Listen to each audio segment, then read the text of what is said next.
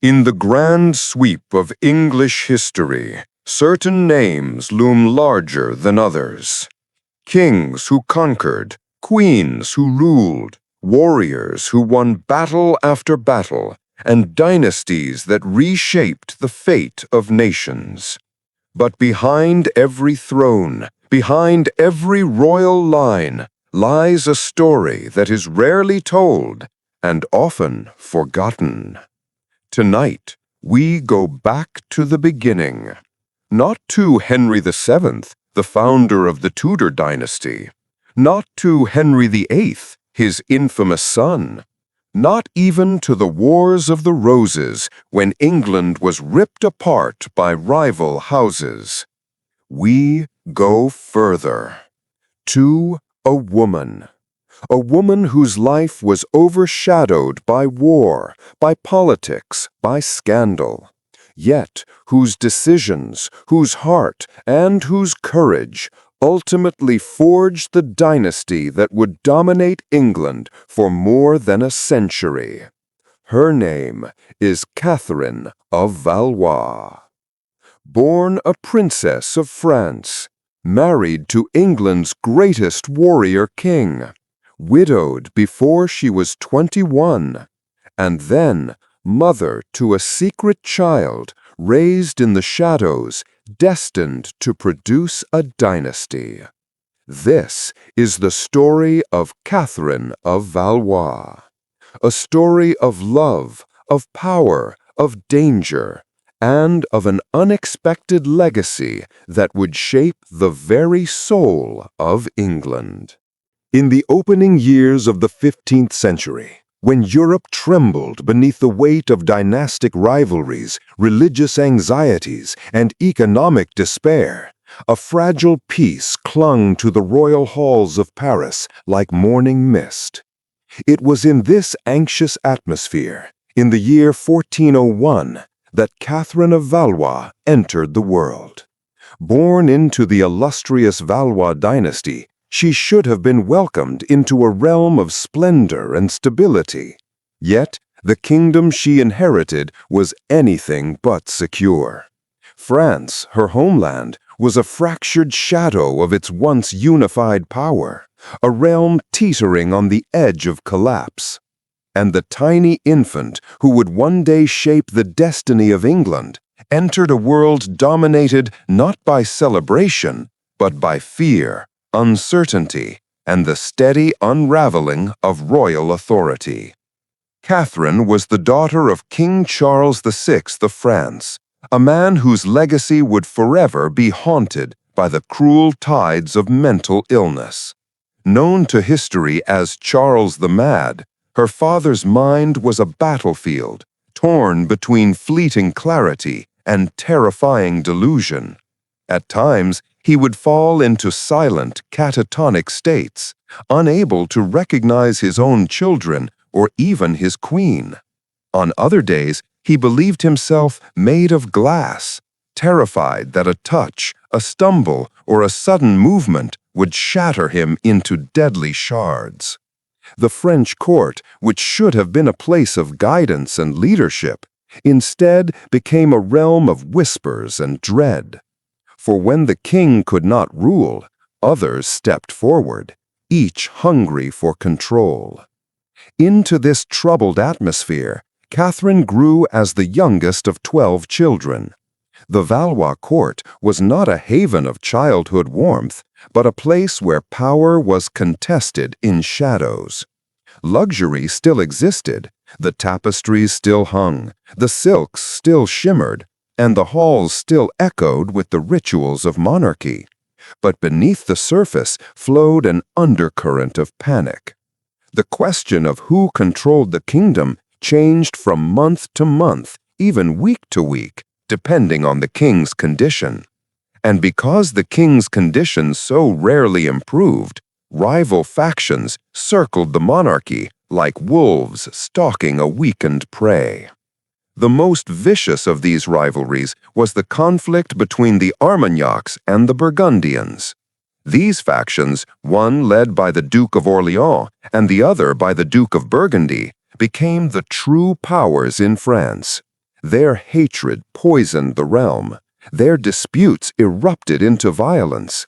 Their ambitions overshadowed the needs of the people.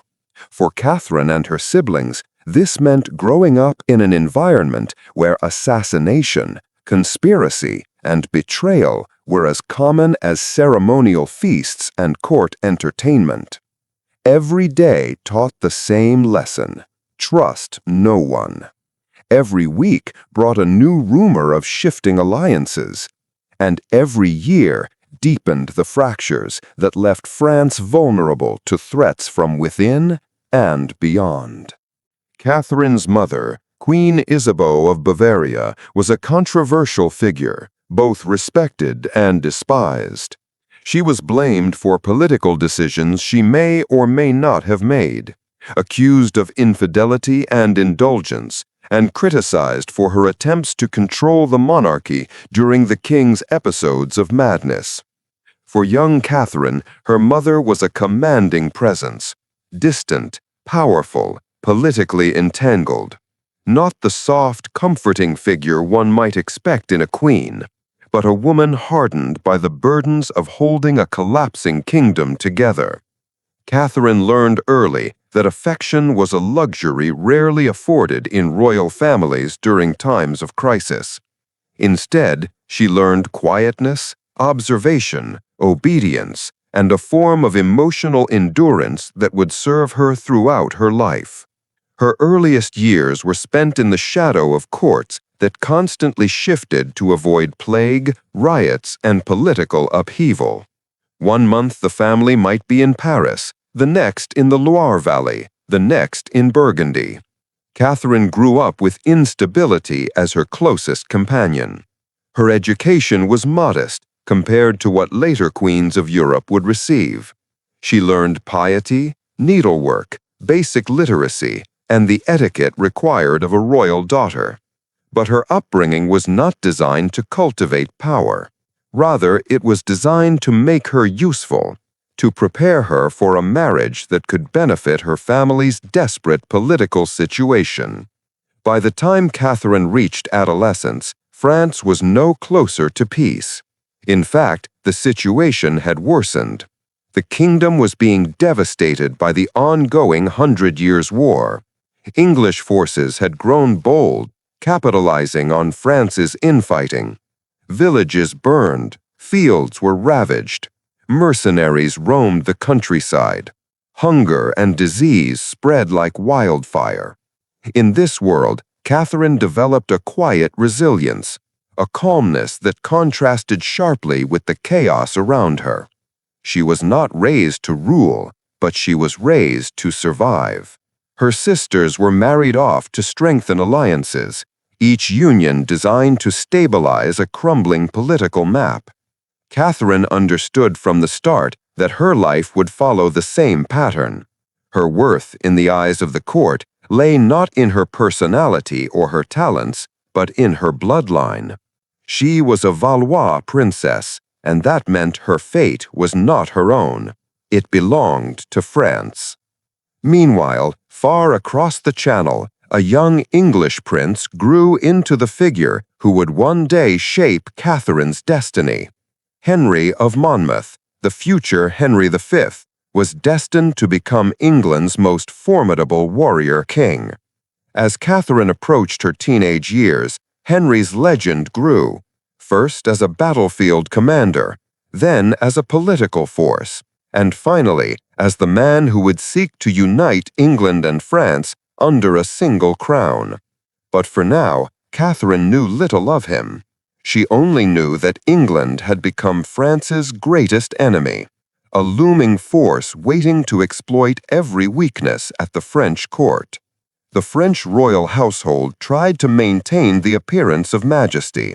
There were still festivals, celebrations, and hunts, still ceremonies and elaborate rituals meant to project power. But everyone knew it was a fragile illusion. Catherine observed the charade with quiet eyes, absorbing the truth behind every masked smile. The kingdom was rotting from within, and no one could stop the decay. Even as she grew into a poised young woman, Catherine carried the weight of a kingdom's instability on her shoulders. Yet she did not grow bitter. Instead, she grew thoughtful, patient, silent. She became the embodiment of grace under pressure. Her demeanor was calm and composed, a contrast to the storm that raged around her. This quietness would later become one of her greatest strengths, allowing her to navigate a future court even more dangerous than the one into which she was born. When Catherine reached the age of 13 or 14, discussions began about her potential marriage. Some advisors suggested that she might be wed to a nobleman from a powerful French family. Others believed she should be promised to a foreign prince who could strengthen diplomatic ties. But the true prize, the one possibility that could reshape the balance of power, lay in an alliance with England. This idea was both tempting and terrifying. Tempting because it might bring peace after decades of war. Terrifying because it would require France to negotiate with a king who had proven himself not only brilliant but merciless. By this time, Henry V had taken the English throne and launched a renewed war against France. His victories were overwhelming. His strategy was ruthless, and at the Battle of Agincourt, he shattered the French nobility and demonstrated that England was not merely raiding French lands, it was attempting to conquer them. By this time, Henry VI had taken the English throne and launched a renewed war against France.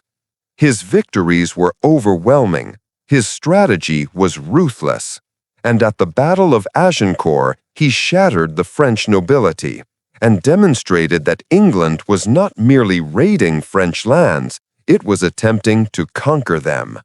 Catherine, still a young teenager, heard the whispers of defeat. She saw the fear in the court, and she realized that her future was now tied to the outcome of a war she had no control over. Her beauty became a topic of political conversation. Envoys spoke of her gentle demeanor and noble grace.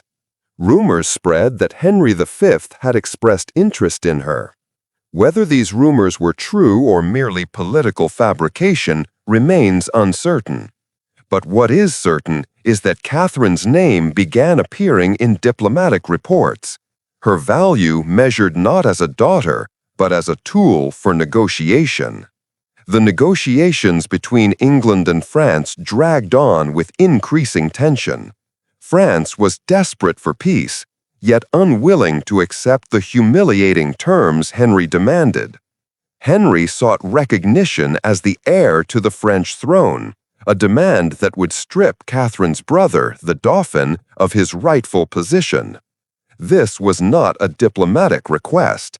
It was a weapon aimed at the very heart of the Valois dynasty. As Catherine watched these events unfold, she was caught in an emotional limbo. Too young to influence politics, yet old enough to understand the consequences. She saw her family torn apart by indecision. She saw her father drifting further into madness. She saw advisors scramble to maintain stability. And she saw, with increasing clarity, that her life would soon be thrust into the center of this conflict. Her siblings protected her from some of the turmoil, but they could not shield her completely. She heard the arguments. She felt the tremors of political earthquakes. She lived through moments when the future seemed to hang by a thread. Every day, she became more aware of the fragile nature of monarchy and the cruel realities of royal duty. Throughout these formative years, Catherine's character hardened in subtle ways. She developed a quiet strength, a resilience born from watching a kingdom crumble. She learned to mask her emotions, to adapt, to listen, and to remain calm even when surrounded by chaos. These traits would later define her role as Queen of England, and eventually as the matriarch of the Tudor dynasty. But for now, she remained a princess in a broken kingdom, waiting for the moment when her fate would be sealed. As she reached adulthood, Catherine emerged as a serene and dignified young woman. She was described by contemporaries as gentle, devout, and composed. She possessed the elegance expected of royalty, yet beneath her calm exterior lay the forged steel of someone who had survived years of instability. She moved with a quiet grace, aware always that her life was not her own, aware that she would soon become the key to a peace that France desperately sought. Catherine of Valois did not choose the world she was born into. She did not choose the madness of her father, the ambitions of powerful nobles, or the relentless march of English armies. But she learned to navigate this world with dignity, shaping herself into a woman capable of enduring the storms of destiny. And though she could not yet know it, the path laid before her would lead not to peace, but to a future more complex and consequential than anyone around her could imagine. For now, she remained a princess, quiet, observant, and poised, living in a France that was coming apart at the seams, a kingdom whose fractures would define her childhood, shape her adulthood, and eventually propel her into a marriage that would change the course of history. The young Catherine, raised amid turmoil and uncertainty, had no idea that she would one day become the mother of a dynasty, no idea that her life, marked by the shadows of instability, would give rise to one of the most influential royal lines in European history. She was simply a princess in a broken kingdom, waiting for the next chapter of her life to unfold, one that would carry her far from the land of her birth and into the heart of another nation's fate. The year was advancing toward a moment that would reshape the lives of millions across France and England. But for Catherine of Valois, the change began in whispers, soft whispers, names spoken with caution, with fear, with awe. One name, more than any other, drifted through the corridors of the French court, borne on the breath of soldiers returning from the front, diplomats gathering in dim meeting rooms, and servants who carried tales from city to city. Henry of Monmouth, the man who would become England's warrior king, the man whose ambition, determination, and ruthless brilliance were already reshaping the map of Europe. Catherine first heard his name long before she understood its weight. She was still a girl of quiet presence and careful movements, raised in a kingdom that trembled beneath the burden of civil war. France had broken itself from within, torn apart by factional conflict, poisoned by the king's madness, humiliated by military failures. But as the young princess grew older, the threat outside the kingdom began to loom even larger than the chaos within. English armies were no longer content with skirmishes. They had become an unrelenting storm, and Henry, their commander, was its guiding force. To understand Catherine's future, one must understand the man who approached her world like a shadow steadily rising over the horizon. Henry's story had already become legend. Born in 1386, raised in the turbulent politics of his own kingdom, he grew into adulthood wielding both sword and strategy with terrifying precision. As a youth, he fought rebellions, overcame personal injury, and survived the political upheavals that characterized England's fractious nobility. By the time he ascended the throne as King Henry V in 1413, he had become a warrior hardened by experience and driven by an unwavering sense of purpose. To understand Catherine's future, one must understand the man who approached her world like a shadow steadily rising over the horizon. Henry's story had already become legend. Born in 1386, raised in the turbulent politics of his own kingdom, he grew into adulthood wielding both sword and strategy with terrifying precision.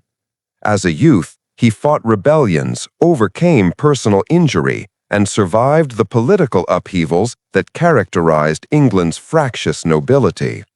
By the time he ascended the throne as King Henry V in 1413, he had become a warrior hardened by experience and driven by an unwavering sense of purpose.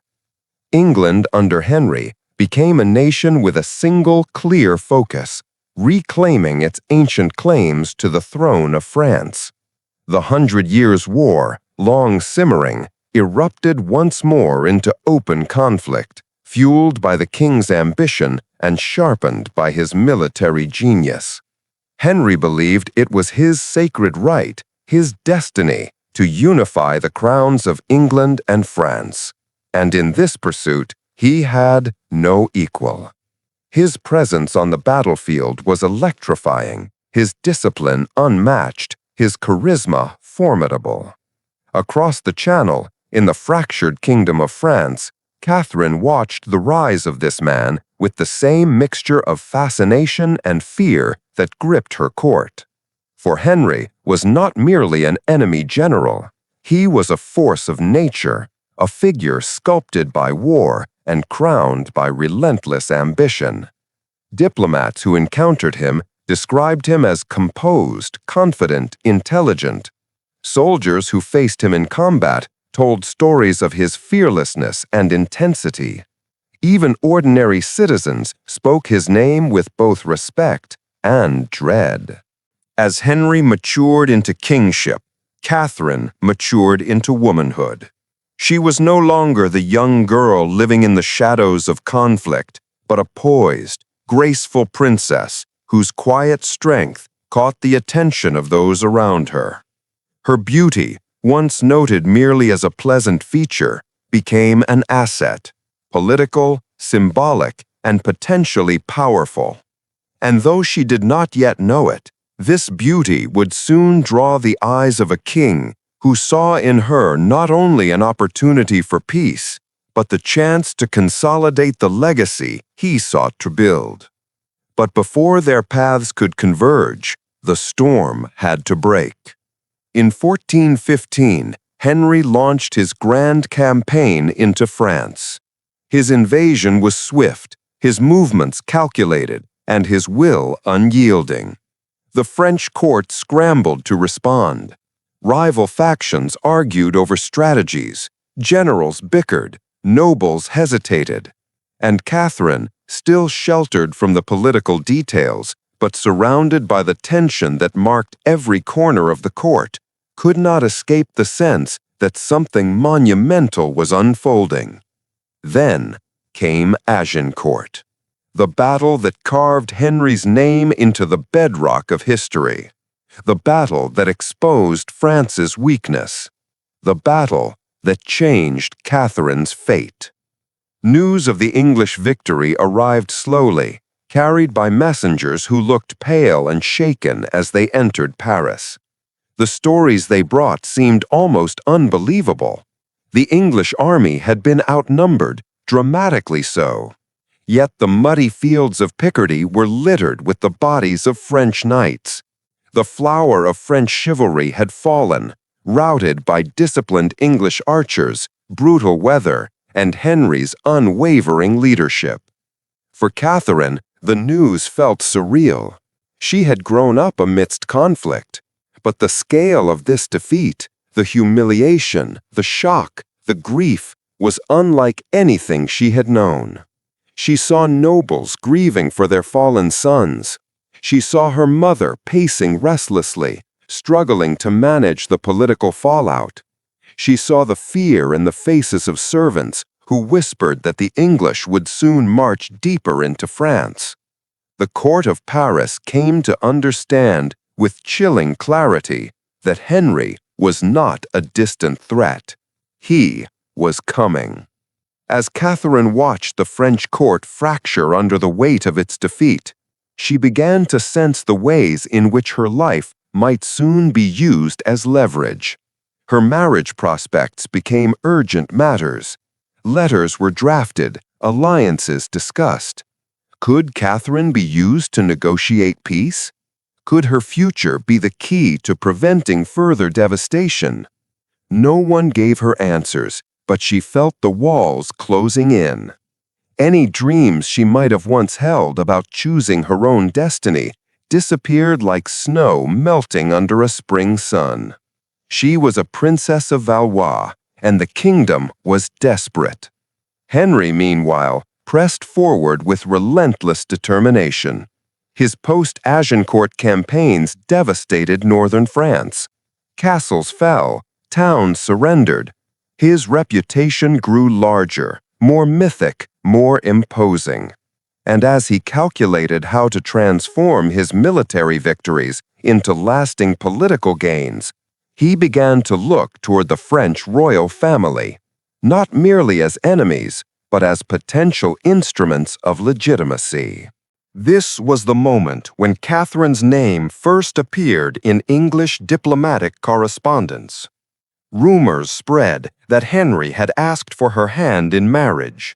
At first, it seemed nothing more than political posturing, another demand meant to humiliate France. But then the whispers grew more frequent. Envoys hinted that Henry had requested to see a portrait of the princess. Others claimed he had heard of her beauty from traveling nobles. Some said he wanted her for symbolic reasons. Marrying a princess would cement his claim to the French throne. Others, in more romantic circles, suggested he was genuinely curious about her. Catherine had no way to know what was true. Portraits in this era were not always accurate, and royal marriages were rarely driven by personal interest. Yet, the mere possibility that one of Europe's most formidable kings had taken notice of her unsettled the court. For with every passing year, France grew weaker, and with every passing year, Henry grew stronger. Still, marriage was not guaranteed. Negotiations stalled. France resisted Henry's claims to succession. The war dragged on. Catherine remained a spectator, watching from a distance as the man who would one day shape the course of her life carved a path across her homeland with fire and iron. And yet, as Henry's influence grew, Catherine began to glimpse something else, something faint, abstract, and quietly terrifying.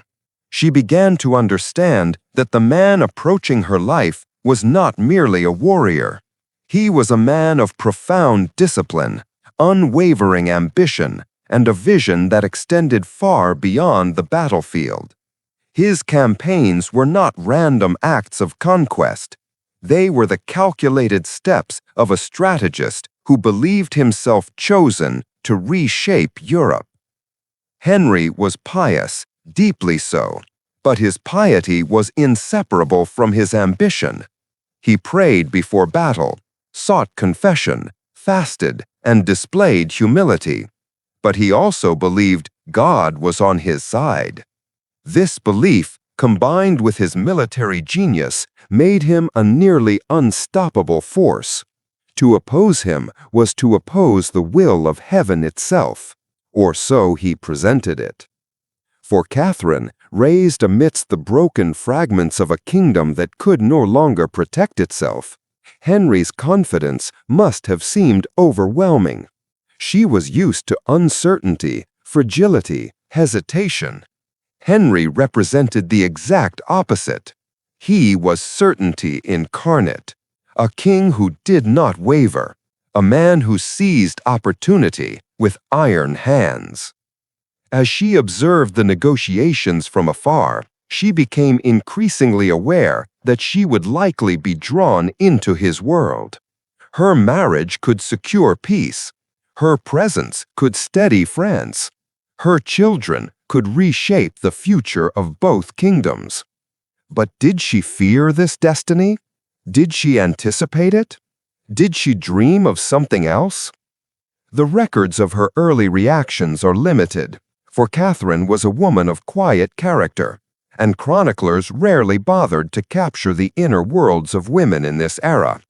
Yet, we can imagine the mixture of emotions, confusion, dread, curiosity, that must have filled her thoughts. She had never seen Henry. She had only heard of him as a warrior, the victor of Agincourt, the scourge of France, the man who demanded her homeland's submission. To be bound to such a man was not the romantic ideal young noblewomen imagined in their quiet moments. It was a burden, a duty, a sacrifice. Yet even if she had fears, she carried them alone. The situation darkened when France suffered another blow, the assassination of Louis, Duke of Orleans, the king's brother. This murder ignited open civil war between the Armagnacs and Burgundians, leaving the kingdom paralyzed. Henry watched this chaos with the eyes of a strategist. The more France tore itself apart, the easier it would be for him to claim victory. As the French court spiraled, Catherine became an increasingly critical bargaining chip. The once whispered stories became political realities. Negotiators discussed dowries, peace terms, and conditions of alliance. Henry's demands grew higher. France's desperation deepened. Then, in 1419, came the event that forced Catherine's destiny into motion: the assassination of John the Fearless, Duke of Burgundy, during what was supposed to be a peaceful parley with the Dauphin. The killing shocked the realm. Burgundy had been a powerful faction, and his death pushed the Burgundians into English arms. For the first time, Henry had French allies, not rivals, backing his claim. The tide turned decisively in Henry's favor. Suddenly, Catherine's marriage was not a matter of negotiation, it was inevitable. In the months that followed, Henry advanced his campaign with renewed vigor. He moved closer and closer to Paris. Cities surrendered, nobles defected. Even Queen Isabeau, Catherine's mother, recognized that resistance was futile. Her husband, King Charles VI, remained mentally incapable of ruling. Her son, the Dauphin, was discredited and politically marginalized. She needed a solution. And she chose Henry. Catherine watched helplessly as her mother and the Burgundians collaborated with the English king. Negotiators worked day and night. Treaties were drafted and redrafted. The Treaty of Troyes, one of the most controversial documents in French history, began to take form. It stated, unthinkably, that Henry would become heir to the French throne, disinheriting the Dauphin. And at the center of this devastating agreement stood Catherine. Her marriage to Henry became the symbol of this new political reality. She would become Queen of England, and, upon the death of her father, Queen Consort of France. A bridge between two kingdoms, a living seal on a treaty that tore her own family apart. As the terms solidified, preparations were made for Catherine to meet the man who had dominated her life from afar for so many years. She must have felt the weight of the world pressing upon her. Duty demanded her compliance, politics demanded her submission, and history demanded her presence. When Henry finally arrived to meet her, accounts vary on the exact date. The moment was quiet, surprisingly intimate. Chroniclers tell us that Henry was captivated by her beauty, her grace, and her gentle demeanor. Some say he expressed admiration immediately. Others claim he was reserved but respectful. But all agree on one essential truth: Henry approved. And with that, Catherine's life shifted irreversibly. The warrior king had approached. He had conquered France with armies. Now he would claim her with marriage. She did not yet know what kind of husband he would be. She did not know what challenges awaited her. She did not foresee the triumphs, tragedies, and legacies that would follow their union.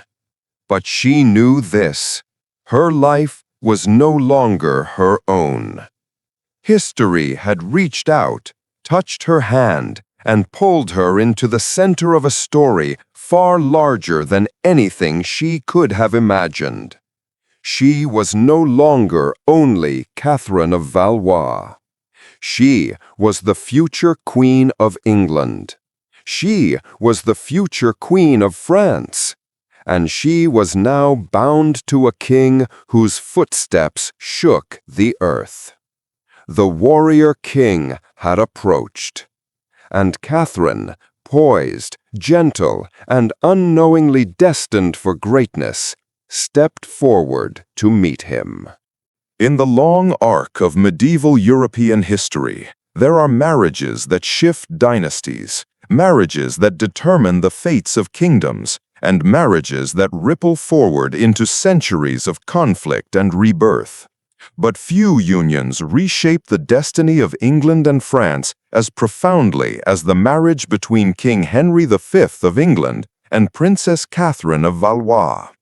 On its surface, it appeared to be a diplomatic victory, a symbol of peace after decades of brutal war, a cementing of alliances between rival crowns. Yet beneath the shimmering silk of the wedding garments, beneath the public declarations of unity and reconciliation, this marriage was a convergence of ambition, vulnerability, political manipulation, and deeply human longing. This marriage was not merely a union of two young individuals. It was a turning point that altered the lineage of kings and set in motion the birth of one of the most consequential dynasties in world history, the Tudors. And to understand the gravity of this moment, one must step back into the world Catherine of Valois inhabited, a world defined by fear, instability, and the heavy weight of expectations forced upon her from birth. Catherine was born in 1401 into a France fractured by madness and civil war. Her father, Charles VI of France, known to history as Charles the Mad, suffered from unpredictable and agonizing bouts of psychological illness. Some days he believed he was made of glass. Other days he wandered the palace unable to recognize his own wife and children. Meanwhile, France itself was tearing apart at the seams. The Armagnac and Burgundian factions spilled blood in the streets. Foreign enemies loomed, and the monarchy teetered on the brink of collapse. Catherine grew up in the shadows of this chaos, a quiet princess in a crumbling court, pushed aside and largely forgotten by her mother Isabeau of Bavaria, who preferred to focus on political alliances, luxury, and survival rather than the nurturing of her children. Catherine's earliest experiences were shaped by instability and neglect, a childhood defined not by comfort and privilege, but by the cold truth that royal blood offered no protection from emotional isolation. By the time Catherine reached young adulthood, France faced one of the greatest threats in its history, the meteoric rise of Henry V of England. Henry was brilliant, ambitious, and relentless. In 1415, at the Battle of Agincourt, he shattered the French nobility in a single day, turning the tide of the 100 Years' War and asserting England's dominance with terrifying clarity. France trembled. Its armies were broken, its nobles divided, its king incapacitated. In the face of such overwhelming power, diplomacy became the only lifeline left.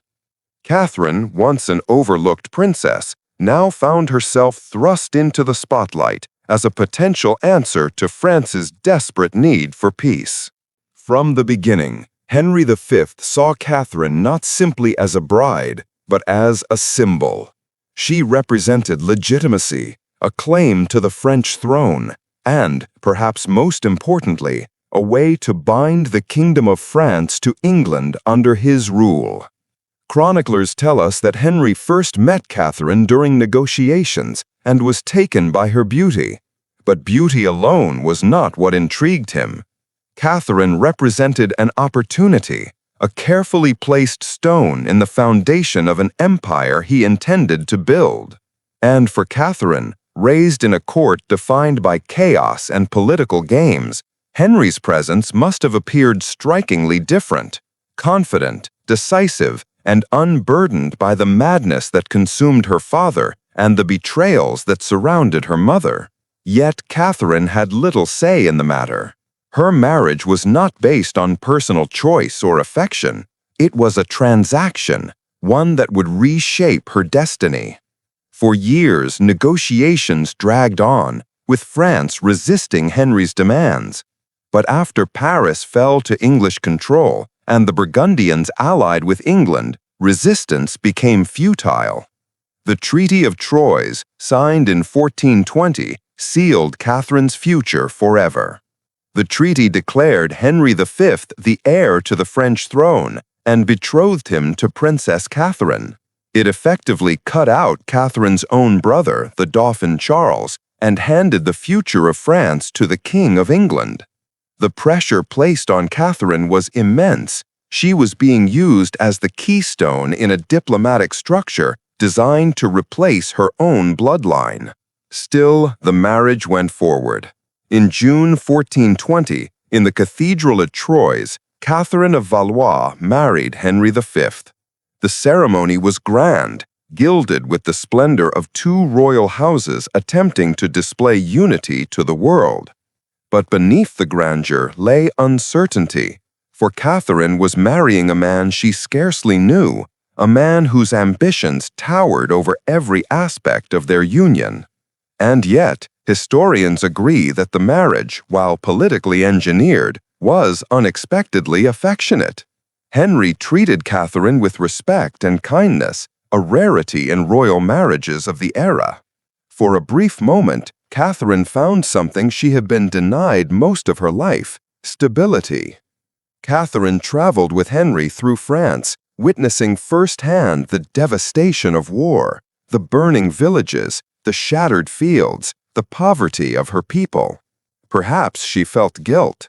Perhaps she felt torn between loyalty to her French heritage and responsibility to her English husband. But Henry's charm, confidence, and ability to command loyalty made him a compelling figure. In Catherine's presence, he displayed a softer side, one recorded by chroniclers who noted her calming influence on him. Their time together was not long, but it was meaningful. Catherine conceived a child, and the hope of a future dynasty seemed within reach. However, destiny had other plans. In 1421, Catherine gave birth to a son, the future Henry VI of England. But Henry V never saw the child grow. He died the following year, struck down by illness during yet another campaign in France. Catherine, still only 20 years old, found herself thrust into a new and terrifying role: Queen Dowager, mother of an infant king, and political pawn in a kingdom that viewed her with suspicion. The death of Henry V shattered the fragile stability Catherine had briefly known. Her position in England became precarious, for the English council feared her influence. A young, beautiful widow in possession of royal blood was considered dangerous, particularly if she chose to remarry. Any new husband could attempt to claim power through her, and thus strict laws were created to control her movements and restrict her future choices. Catherine, now a foreign queen in a land that eyed her warily, found herself trapped once again by forces beyond her control. Yet, before the tragedy of widowhood and the scandal that would later define her second marriage, one must understand why her union with Henry V mattered on a scale far greater than the personal. This marriage was the keystone that held together the Treaty of Troyes, the moment England believed it would finally conquer France not through swords, but through succession. Catherine became the vessel through which Henry V envisioned his legacy. Their son was meant to rule both kingdoms, uniting them under the English crown. Though this vision ultimately failed, France would reclaim its sovereignty under Joan of Arc and the Dauphin. The marriage itself had consequences that would outlast all political ambitions. Because of this union, Catherine was brought to England, placed at the center of the English court, and positioned in the precise circumstances that would later bring her into contact with a man who should never have been part of a queen's story, Owen Tudor. And from that forbidden romance would emerge the Tudor line, altering English history forever. But before Owen Tudor, before scandal and secrecy, Catherine's world revolved around the expectations placed on her as Henry V's consort. Her brief time as Queen of England was marked by public adoration. The English people admired her beauty, grace, and humility. They saw in her a symbol of peace, a queen who had crossed enemy lines to unite nations. But Catherine's inner world was likely far more complicated. She was living in a foreign land, surrounded by unfamiliar customs, still grieving the fractures of her childhood. And then, in the span of less than 2 years, she lost her husband, her agency, and the fragile sense of belonging she had only just begun to build. The marriage that changed everything was not simply the union of Henry V and Catherine. It was the collision of two destinies, 2 troubled childhoods, and 2 kingdoms locked in centuries of conflict. Catherine was not merely a passive participant in this story. Her role, forced upon her though it may have been, became a catalyst for events she could never have foreseen. Her marriage placed her at the crossroads of history, and from that crossroads emerged dynasties, wars, and a legacy that would reshape the monarchy of England.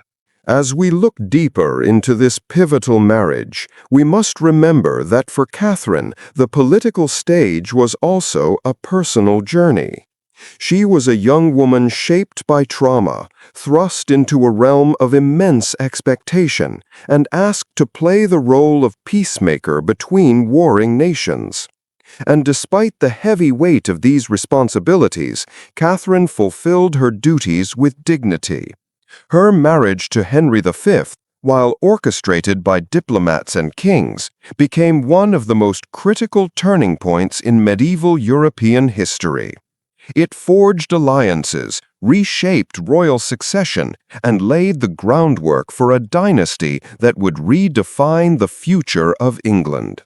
Henry VII, the founder of the Tudor dynasty, would one day look back upon his grandmother's path with gratitude. For without her marriage and everything that came after it, his own ascent to power would have been impossible. Yet Catherine could not have known any of this. She lived moment to moment, trying to navigate a world that demanded sacrifices at every turn.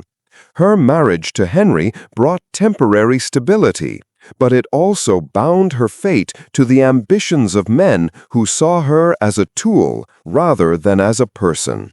Still, she persevered. And it is precisely within this perseverance that her legacy takes root. Catherine of Valois did not simply marry a king.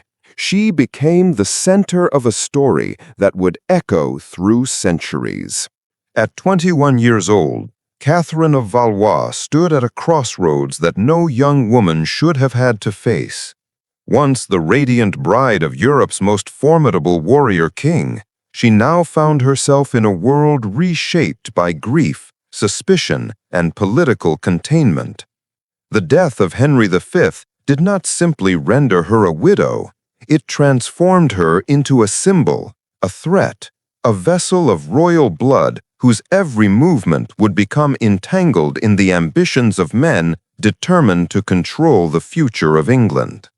And as she walked through the darkened corridors of Windsor and Westminster in the months that followed her husband's death, Catherine must have sensed that she had entered a chapter of her life that would test every ounce of strength she possessed. Her past had shaped her. Her future would define nations. But this moment, this fragile in-between, was where she discovered the true cost of royalty. To understand Catherine's position as a widow at 21, one must return to the moment the news of Henry's death reached her. In August 1422, Henry V died unexpectedly in France, struck down not by enemy blades, but by illness, perhaps dysentery, perhaps a fever brought on by exhaustion. The man who had carved his name into history at Agincourt, the king who had brought France to its knees, the husband who had treated Catherine with kindness she had never known in her youth, was gone. Catherine was left with an infant son not yet a year old, a child who now bore the weight of 2 crowns he could not even begin to comprehend.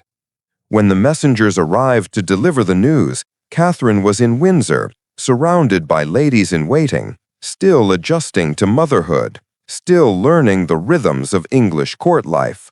She was a foreigner in a land that admired her beauty, yet distrusted her loyalties. Upon hearing of her husband's death, Catherine is said to have collapsed, overwhelmed by grief. The sense of loss must have been deeper than mere political consequence.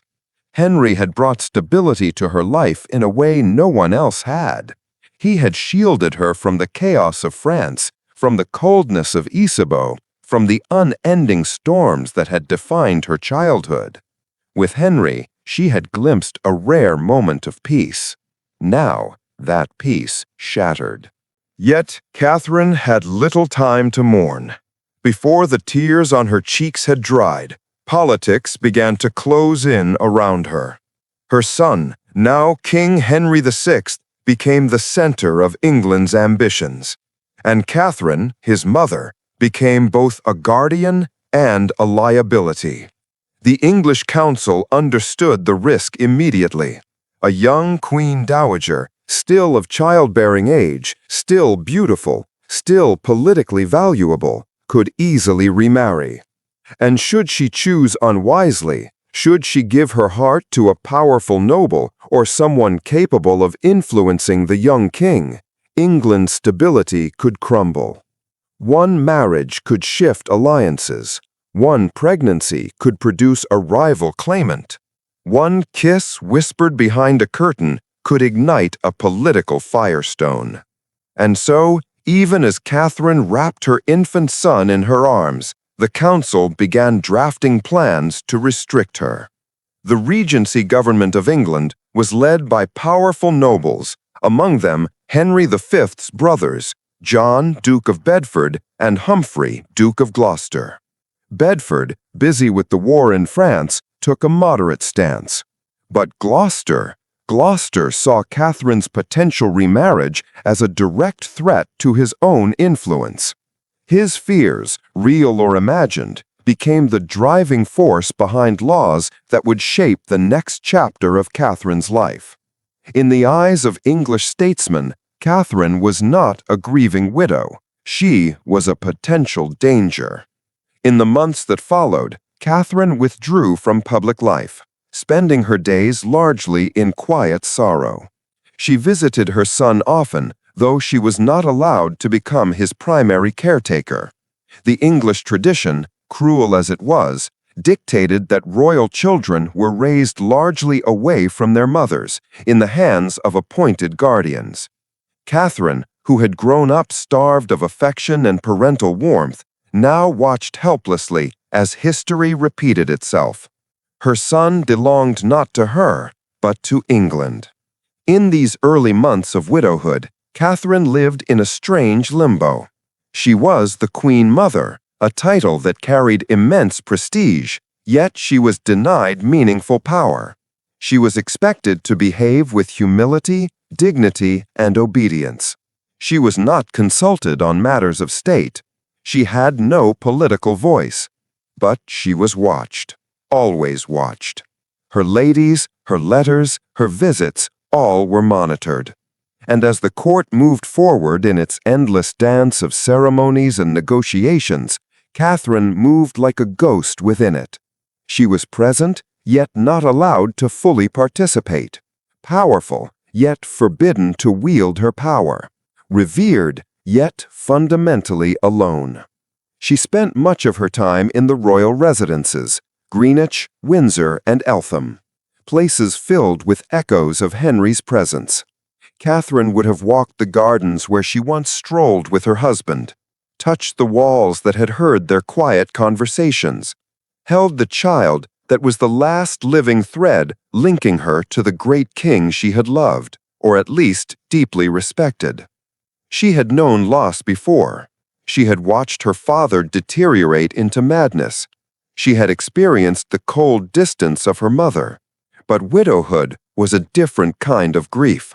It was a separation not just from a person, but from a role, from a future, from a sense of belonging.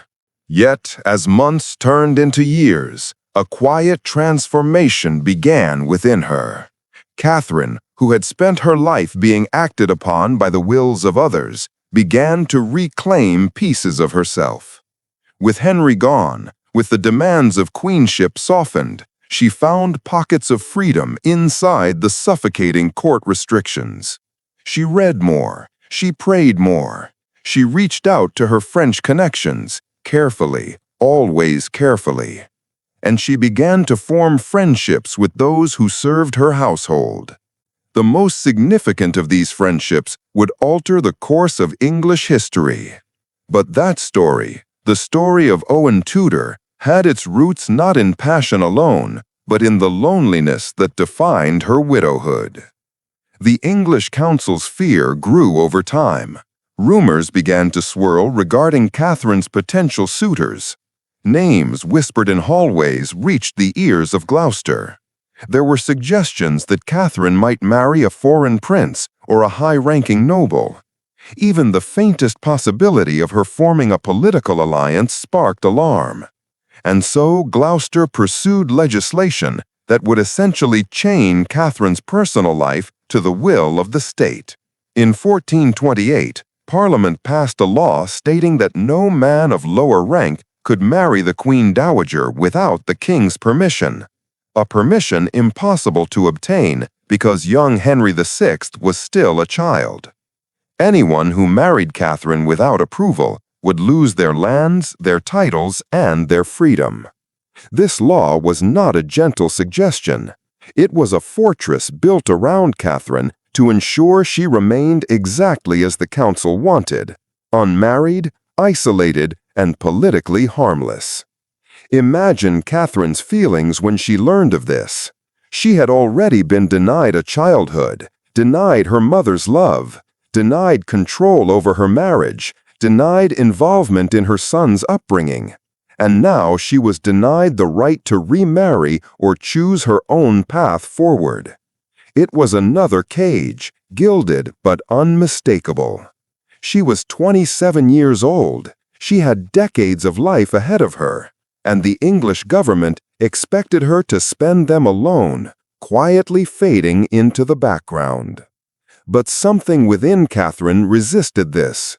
Perhaps she remembered the fear and helplessness of her youth, watching her father descend into madness while others pulled the strings of state.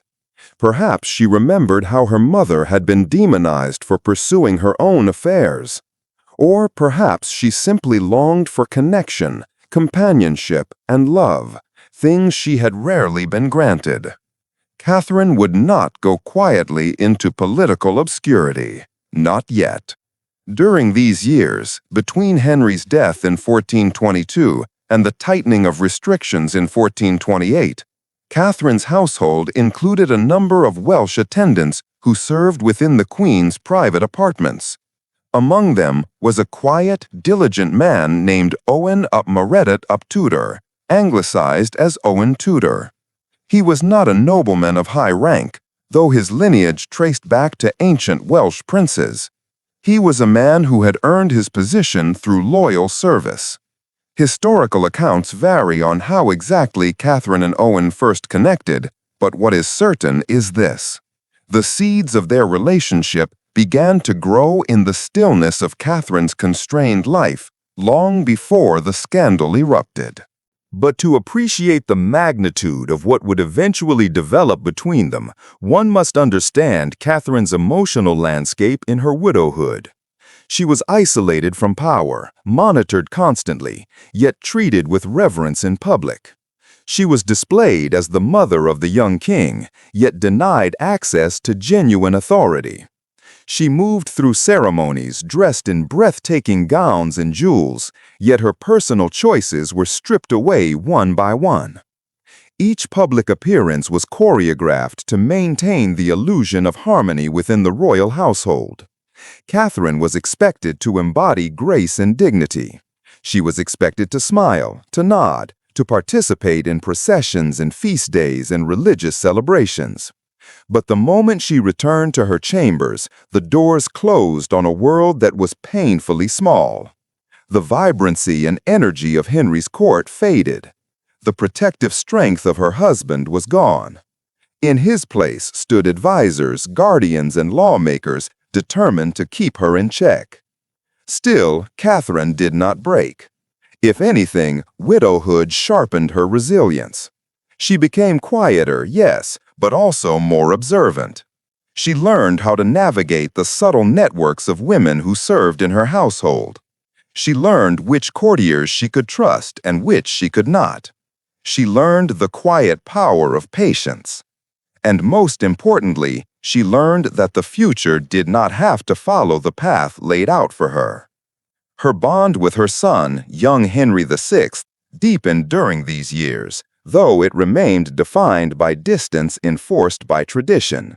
Catherine visited him often, watching him take his first steps, listening to his early attempts at speech, seeing glimpses of both her husband and herself in his face. Those moments must have been bittersweet. Henry was not just her child, he was a symbol, a king in miniature, a vessel through which England projected all its hopes and fears. Catherine loved him, but she could not raise him. Her time with him was rationed, controlled, observed. Every embrace was witnessed, every tender moment scheduled. It is easy to imagine the ache in her heart as she left those visits. Perhaps she whispered French lullabies to him, echoes of her shattered homeland. Perhaps she told him stories of his father. Or perhaps she held his tiny hand and wondered what kind of man he would become, gentle like herself or strong like Henry. History would answer that question in tragic ways, but Catherine could not have known that then. As the years progressed, the English court shifted around her. Battles in France continued. Joan of Arc emerged, transforming the war and rallying the French around the Dauphin, the very brother Catherine's marriage had displaced. Territories were lost. The once unstoppable legacy of Henry V began to unravel. In these stormy political waters, Catherine became a reminder of England's claim to France. But she was also a reminder of the failure of that dream. She was a symbol the English did not know how to use. And so she lingered in the background, important yet constrained, admired yet controlled. As she aged from 21 to 29, a quiet determination grew within her. Catherine, like any woman of her time, understood that life without companionship would be suffocating. She understood that she was not meant to live out her days as a cloistered figurehead.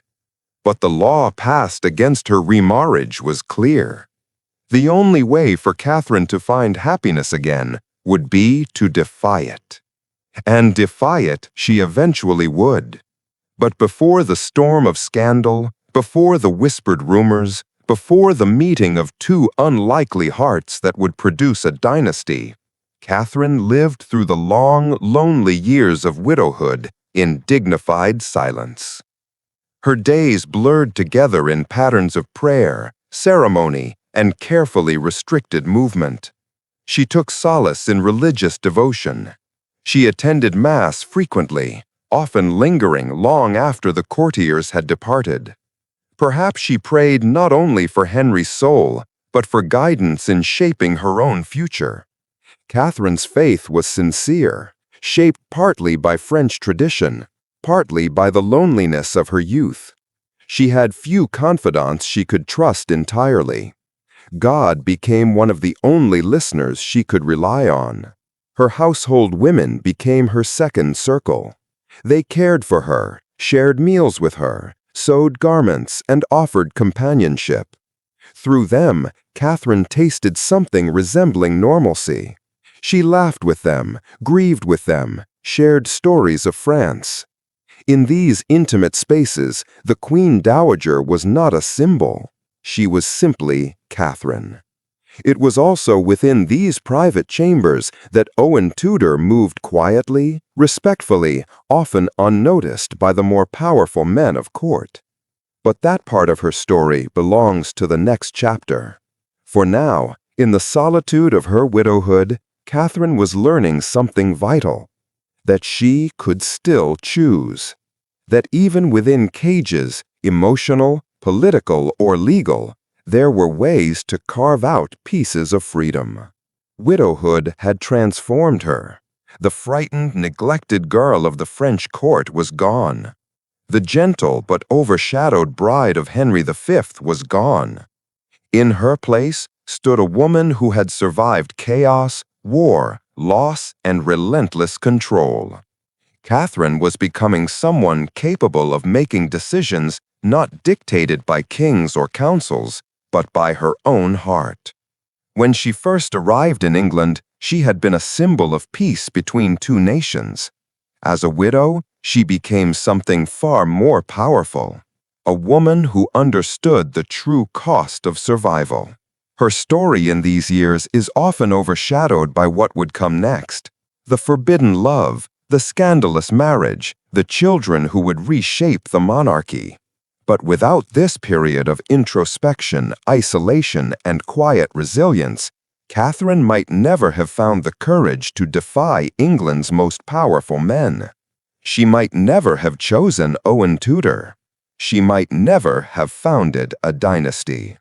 The widow at 21 was not merely a grieving queen. She was a woman being forged by fire. And through that fire, she became something extraordinary. In the silent corridors of Windsor and the towering stone passages of Westminster, Catherine of Valois lived a life that few could imagine and even fewer could endure. She was a queen, once the celebrated bride of the mighty Henry V, but after his death, she became something far more fragile. A young widow trapped in a cold world of politics, a foreigner in a kingdom that had praised her only when she stood beside its beloved warrior king. The England she knew after Henry's death was not the England she had married into. Gone was the triumphant glory that followed the victory at Agincourt, the jubilant cheers that lifted Henry high above all rivals, and the warmth that had once enveloped her as queen consort. In its place now lay suspicion, control, and a quiet isolation that grew heavier with each passing year. Her heart, barely 20, bore the weight of a widow's grief and a mother's fears, all while surrounded by men who saw her not as a human being with needs and emotions, but as a symbol, a threat, and a political inconvenience. Yet to understand why loneliness wrapped itself so tightly around Catherine, we must step back into the moment just after Henry V died in 1422. The news had struck England with the force of a thunderclap. The invincible king, the conqueror of France, the monarch whose ambition seemed limitless, was suddenly gone before his 30s. Catherine, left with an infant son who was instantly proclaimed king, found herself standing at the edge of a whirlwind. The court expected her to grieve quietly, remain dignified, and cause no disturbance to the delicate balance of power. But Catherine was not just a widow. She was also a foreign-born queen from France, the daughter of Charles VI, whose madness had shaped her entire childhood. The English nobles never forgot this. They regarded her with a mixture of wariness and condescension, and in the vacuum left by Henry's death, they tightened their grip around her. She was expected to behave, to obey, and above all, to avoid forming any attachments that could unsettle the regency governing England. But Catherine's nature was soft and gentle, shaped by a childhood filled with isolation and distance. Though raised in a royal palace, she had grown up in emotional scarcity. Her father, King Charles VI of France, had suffered from recurring episodes of madness, leaving the French court tense and unpredictable. Her mother, Isabeau of Bavaria, was often accused of infidelity, corruption, and extravagance, and she wielded power ruthlessly during the king's mental collapses. Catherine and her siblings, raised amid this chaos, learned early that affection was fleeting, trust was dangerous, and survival often required emotional armor. Even as a princess, she had known what it meant to feel alone. And now, in England after Henry's death, that loneliness returned, sharper, colder, and more suffocating than ever. The English council, led largely by the ambitious Beauforts and the protective yet rigid Duke of Gloucester, viewed Catherine with suspicion. They saw her youth as a vulnerability and her lineage as a liability. The king's widow, they feared, could remarry and produce new children, children who might compete with little Henry VI for influence. They worried that any future husband of Catherine might attempt to rule through her, seizing control of the kingdom during the young king's minority. For these reasons, Parliament passed strict measures restricting her freedom. She could not remarry without the council's explicit approval she would almost certainly never receive. The law went further, stating that if she did attempt to marry without consent, her husband would lose all lands and possessions, essentially condemning any man who dared love her to financial ruin. Though disguised as political necessity, this was an act of deliberate containment. Catherine, once queen consort, was now confined by invisible chains. She was given a modest household, enough servants to maintain appearances, but never enough to grant true comfort. Her movements were monitored.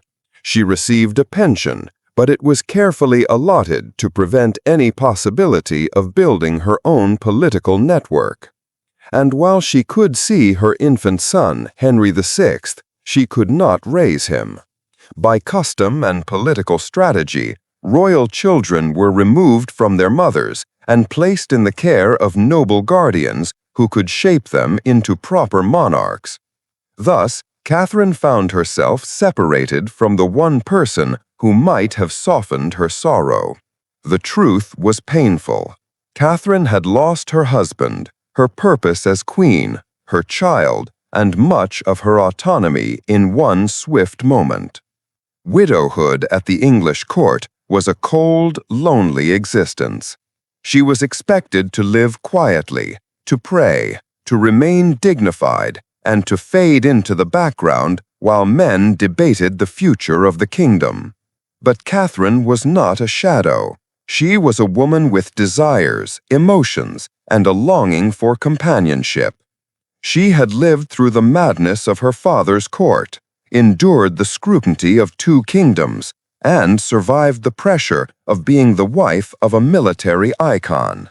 Beneath the surface of royal duties and ceremonial stillness, she had always yearned for warmth, something she had seldom received in her life. This desire made her dangerous in the eyes of those who guarded the throne.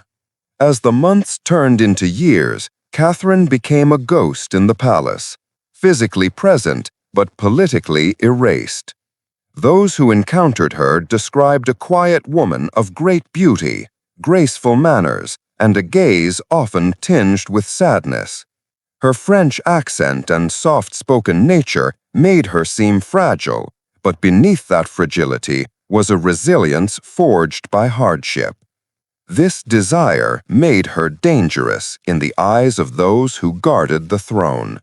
As the months turned into years, Catherine became a ghost in the palace, physically present but politically erased. Those who encountered her described a quiet woman of great beauty, graceful manners, and a gaze often tinged with sadness. Her French accent and soft-spoken nature made her seem fragile, but beneath that fragility was a resilience forged by hardship. This desire made her dangerous in the eyes of those who guarded the throne.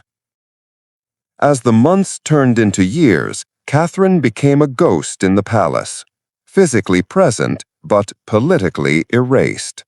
Those who encountered her described a quiet woman of great beauty, graceful manners, and a gaze often tinged with sadness.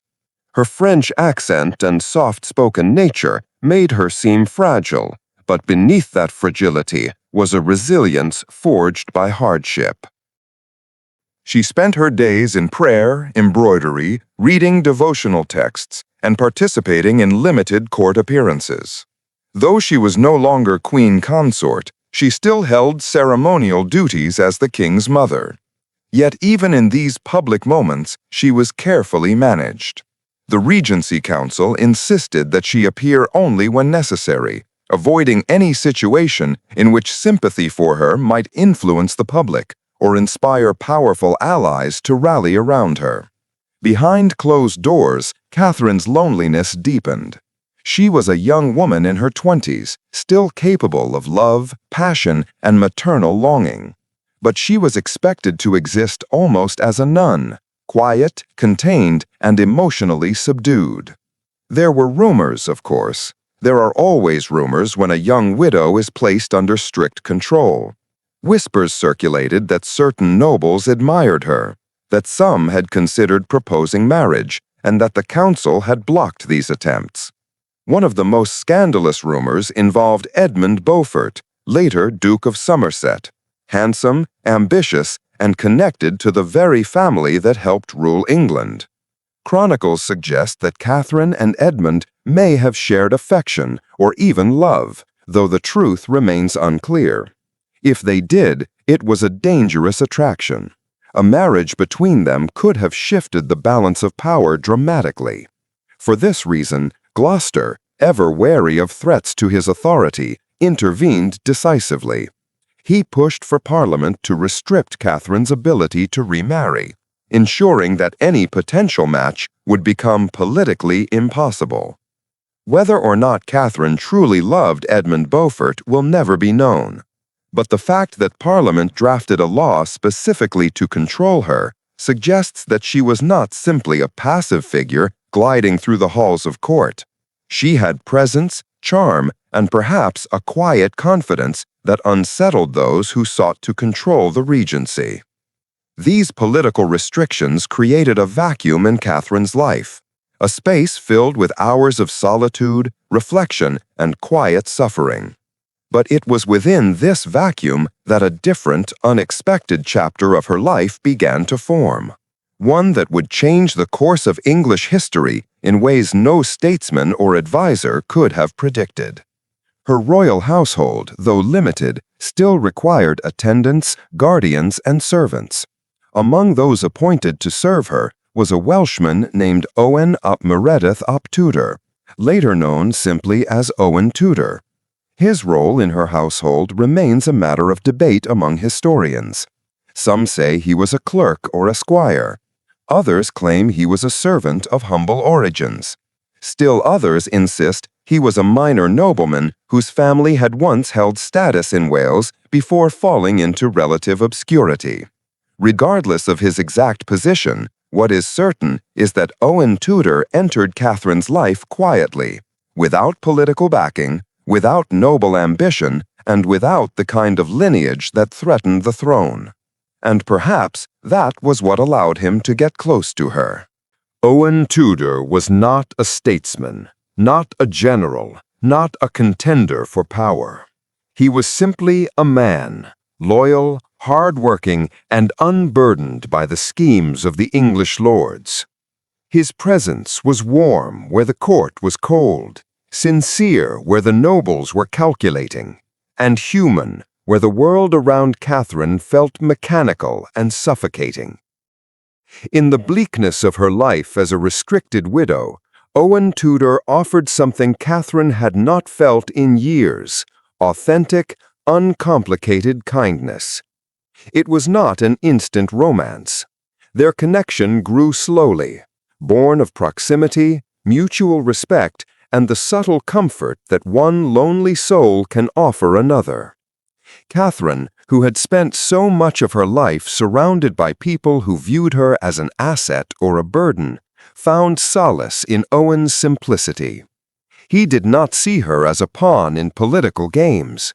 He did not approach her with ambition.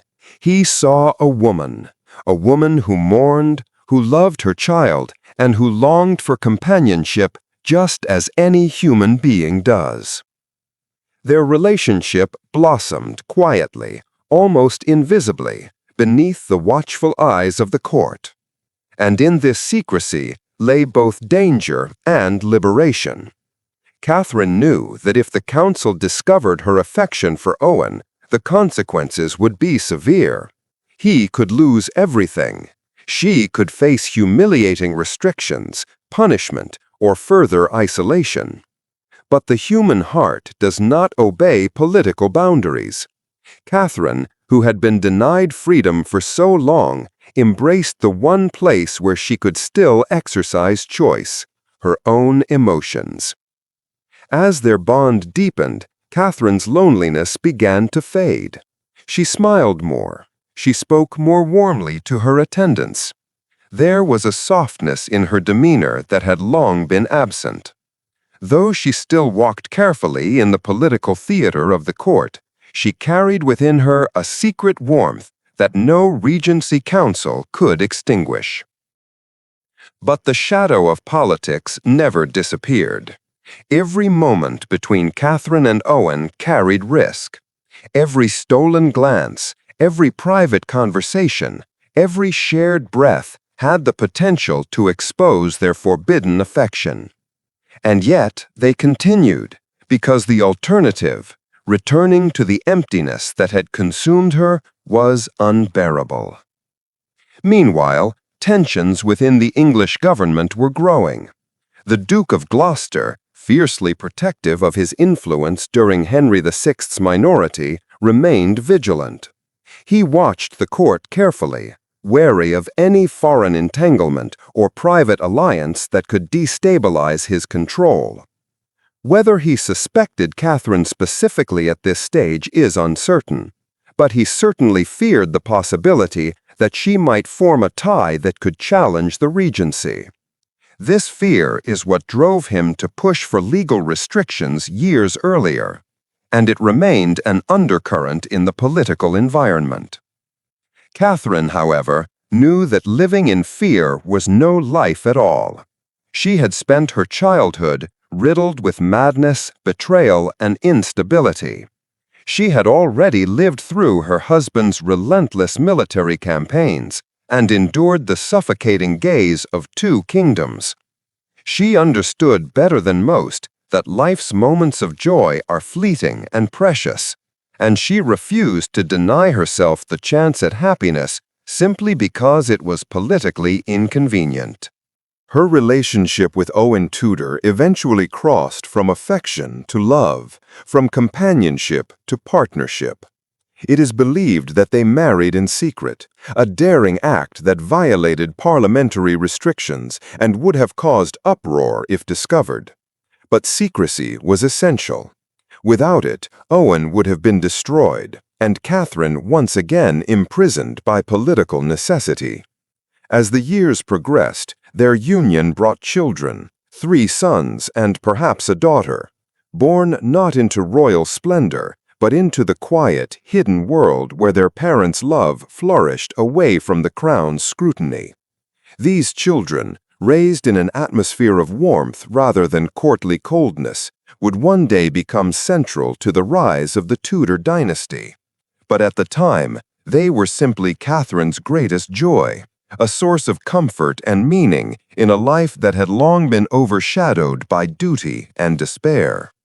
Yet even as Catherine built this private sanctuary, the political world around her continued to cast its shadow. Her son, Henry VI, was growing into a gentle, deeply religious young king, one who lacked the forcefulness of his father and the decisiveness needed to navigate England's fracturing political landscape. The nobles fought for influence around him. Tensions escalated in France as English control began to crumble, and domestic factions sharpened their divisions. Catherine watched all of this from a distance, close enough to understand the dangers, but too far to intervene. She must have felt an ache of helplessness. She was the king's mother, yet she had no political authority, no seat at the council, no voice in the decisions shaping her son's future. Her royal blood, once prized, was now a footnote in a political document. And while she found personal happiness with Owen, she remained powerless to protect Henry VI from the pressures that would eventually fracture the kingdom into civil war. Still, Catherine treasured the warmth she had found. Her life with Owen was not grand, it was not luxurious, but it was hers, something no king, no council, no parliament could take away. Yet loneliness never vanished entirely. It lingered in the background, a reminder of the life she had left behind. She mourned Henry V in quiet moments. She wondered whether her secret marriage dishonored his memory, though she knew in her heart that Henry would have wished her happiness and comfort. She thought of the young Henry VI, raised by guardians and advisors rather than by his own mother. She must have longed to guide him, to support him, to offer the tenderness she herself had been denied as a child. But the rigid traditions of monarchy robbed her of that role. Loneliness also emerged in the form of fear. Fear that their secret would be discovered, fear that her children with Owen might be taken from her, fear that the peace she had built could crumble at any moment under the weight of politics. Yet she faced these fears with courage, refusing to give up the small but profound happiness she had found. Her final years were lived quietly, away from the prying eyes of the court, spending much of her time in religious contemplation, caring for her young children, and maintaining the fragile balance between secrecy and survival. Her health gradually declined, some say due to childbirth complications, others due to illness. In 1437, Catherine of Valois died at around the age of 35, far younger than anyone would have imagined for a woman whose legacy would one day reshape an entire kingdom. Her death awakened the political wolves that had long circled her. Owen was arrested, her children were scattered for their protection, and the secret of their marriage was whispered with scandal throughout the court. Yet the truth could not be undone. Catherine had defied politics for love, and in doing so, she had laid the foundation for one of the most influential dynasties in English history. Her son, Edmund Tudor, fathered a child who became King Henry VII, the first Tudor monarch, who would bring an end to the Wars of the Roses and start a dynasty that included Henry VIII and Elizabeth I. In the end, the lonely young widow whom England once sought to silence had shaped the future more profoundly than any regent or statesman of her time. Her life, marked by loss, longing, and courage, became the quiet cornerstone of the Tudor rise. Through her love, her resilience, and her refusal to let loneliness define her, Catherine of Valois transformed her private struggle into a legacy that would echo through centuries. The story of Catherine of Valois in the years after Henry V's death is not merely a tale of political caution or monarchical restriction. It is a deeply human story about two people who were never meant to meet, never meant to love, and certainly never meant to alter the future of England. Yet fate, circumstance, and the quiet resilience of the human heart brought them together. Their love was forged not in the glittering halls of power, but in the forgotten corners of a court that had already decided Catherine's worth and the limits of her freedom. It grew not under the blessing of nobles or priests, but in secrecy, in silence, and in the small, stolen moments that eventually changed the destiny of a nation. This chapter is not the story of a queen. It is the story of a woman who dared to love against every constraint placed upon her. It is the story of Catherine of Valois and Owen Tudor. After Henry V's death, Catherine's life became an elegant prison. She lived in a gilded cage, surrounded by tapestries, guarded by servants, attended by courtiers, but stripped of warmth. England revered her as the mother of the infant king Henry VI, but the reverence was ceremonial, not affectionate.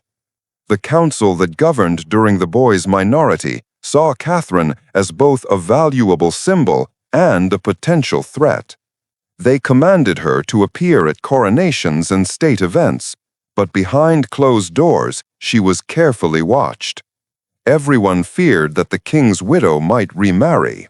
A second marriage, especially to someone powerful, could create a rival faction that might challenge the governance of young Henry VI. The regents could not risk such instability. Thus, they passed laws restricting her, mandating that she could not marry without the consent of the king, consent that could never realistically be granted while the king was still a child.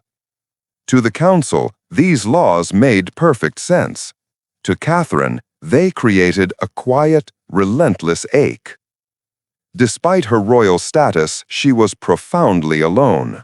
Her son lived far away, surrounded by tutors, guardians, and advisors, raised by the state, not by his mother. This was the custom of English monarchy, but for Catherine, it felt like a theft. Every day that she lived without hearing Henry's voice or watching him grow was a wound that time would not heal. But she could not protest. She could not beg for closeness. She could not defy the customs of a kingdom that was not her own. In this loneliness, she turned inward. She prayed. She embroidered. She walked beneath castle walls with her hands folded beneath her cloak, the cold wind of England biting at her cheeks. She sometimes thought of France, of the gardens where she once walked as a child, though those memories were always shadowed by her father's madness and her mother's cold ambition.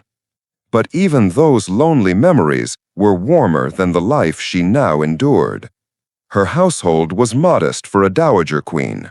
She was allowed attendants, but not too many, visitors, but not too often. Her days were managed and structured to keep her detached from any influence. Yet, among those who served her, there were a few who looked upon her not as a political figure, but as a person. And among them was Owen Tudor. He did not arrive in her life with proclamations or a royal appointment. His entrance was quiet, almost invisible. He may have been a squire or a clerk, tasked with assisting in her household.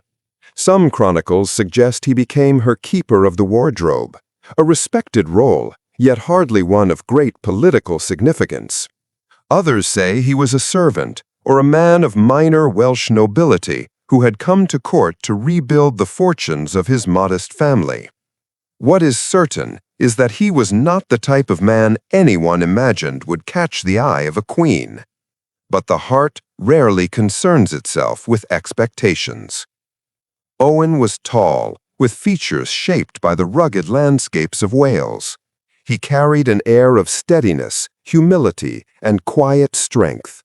He was neither a schemer nor a statesman.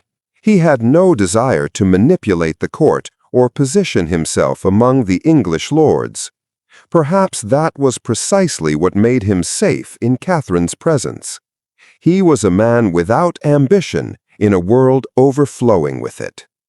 Their first interactions must have been simple and unremarkable to others. A servant attending to his duties, a queen speaking politely to him, a mutual courtesy expected between those trapped within palace walls. But Catherine noticed him, not for his status, not for his lineage, but for the humanity in his eyes. She had known kings and princes all her life, men trained to project strength, to hide vulnerability, to bury any spark of empathy beneath layers of duty and pride. But Owen was different. When he looked at her, he seemed to see not the king's mother, not the daughter of France, not the political symbol trapped in a web of laws and suspicions, but Catherine. She had not felt truly seen for years. At first, their conversations were likely brief, words exchanged in corridors, polite acknowledgments during household affairs. She might have noticed the gentleness with which he handled his tasks, the respect he offered her without fear or flattery. He might have noticed the sadness lingering in her eyes, the way she carried herself with quiet dignity despite the suffocating constraints placed upon her. These moments, small as they were, created an invisible bond, delicate, uncertain, yet unmistakable. And then, gradually, something deeper emerged. Perhaps one day he said something that made her smile, truly smile, not the polite curve of the lips she wore before courtiers. Perhaps she asked him a question, and he answered without trembling or hesitation, treating her like a human being rather than a fragile ornament of state. Maybe he saw her pause while walking, weighed down by memory or sorrow, and he simply stood near, not offering comfort that would be inappropriate or dangerous, but offering presence. No one recorded these small moments of connection, but they happened. They must have happened, because no great love begins with grandeur. It begins in silence. Catherine had felt the emptiness of widowhood for years. She had mourned Henry V, though their marriage, while respectful and courteous, had never had the warmth or intimacy she now found herself craving. She was still young. She was still capable of affection. She was still capable of longing. And Owen Tudor, without meaning to, filled the space that had been carved into her heart. Their connection deepened in the shadows of court life. They could not speak openly. They could not walk together without scrutiny. They could not be seen showing anything that resembled affection. Every gesture had to be coded. Every glance had to be fleeting. Every touch, if it ever happened, would have been rare and hidden. But secrecy is its own form of intimacy. When two people must hide their affection, they learn to communicate in the smallest ways. A moment of eye contact held too long, a softening of tone, a shared breath in a quiet hallway. Each meeting becomes meaningful. Each exchange becomes precious. Each small step toward emotional closeness becomes a rebellion against the cold machinery of politics. Catherine had lived too long under the control of others, her mother, her father's advisors, the English council, the regents of her son.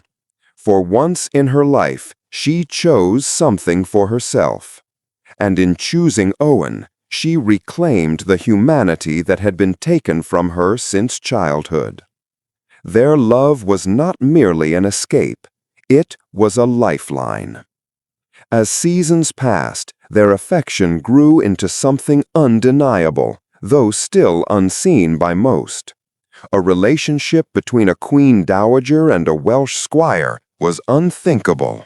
If discovered, it would have caused a scandal of catastrophic proportions.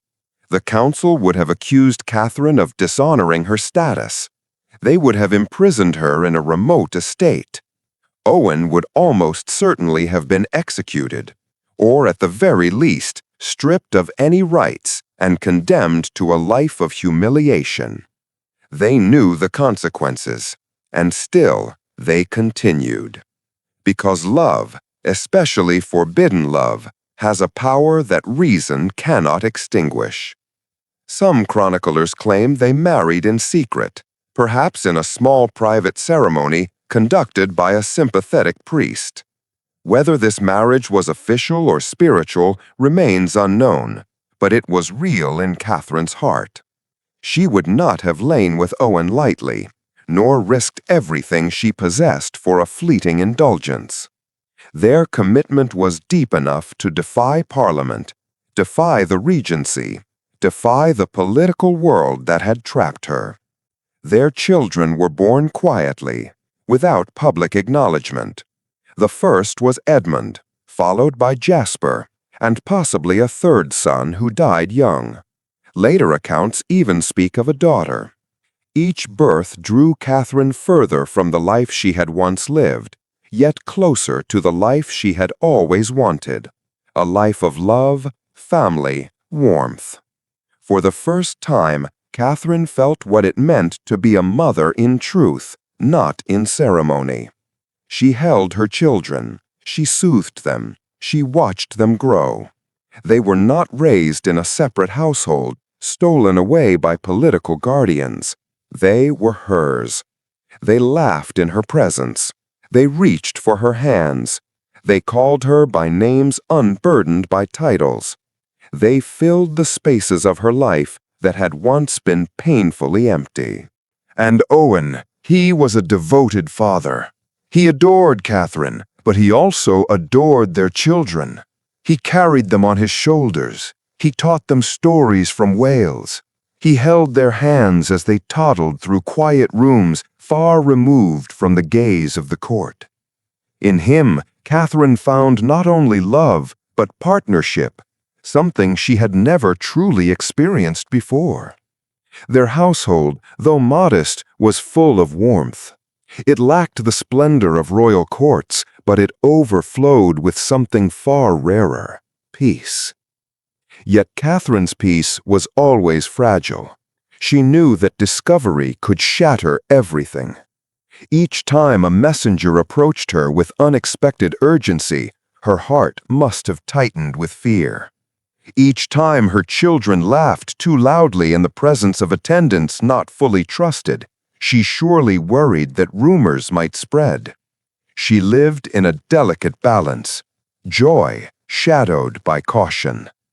Around her, England remained unstable. The young Henry VI was gentle, pious, and entirely unsuited to the harsh political world that awaited him. The nobles fought for power, factions deepened, and the seeds were sown for the Wars of the Roses. Catherine could not influence this. She could only watch from afar, hoping her son would find wise guidance, fearing he would not. But in the quiet of her private life, she savored every moment she shared with Owen. She cherished the way he spoke to her as if she were simply Catherine, not a queen, not a political symbol. She cherished the warmth of his hand, the sound of his voice, the quiet certainty of his presence. Their love was not dramatic or flamboyant. It was soft. It was steady. It was consistent. It was the kind of love formed in the shadows because the world outside was too harsh to hold it. As Catherine aged into her 30s, her health began to wane. Some claim it was due to repeated pregnancies. Others say it was illness or exhaustion from years of stress. But even as her strength faded, she continued to find comfort in the life she had chosen. Owen remained devoted. Their children remained close, and though she lived away from court, she was surrounded by the warmth she had once only dreamed of. In 1437, Catherine of Valois died.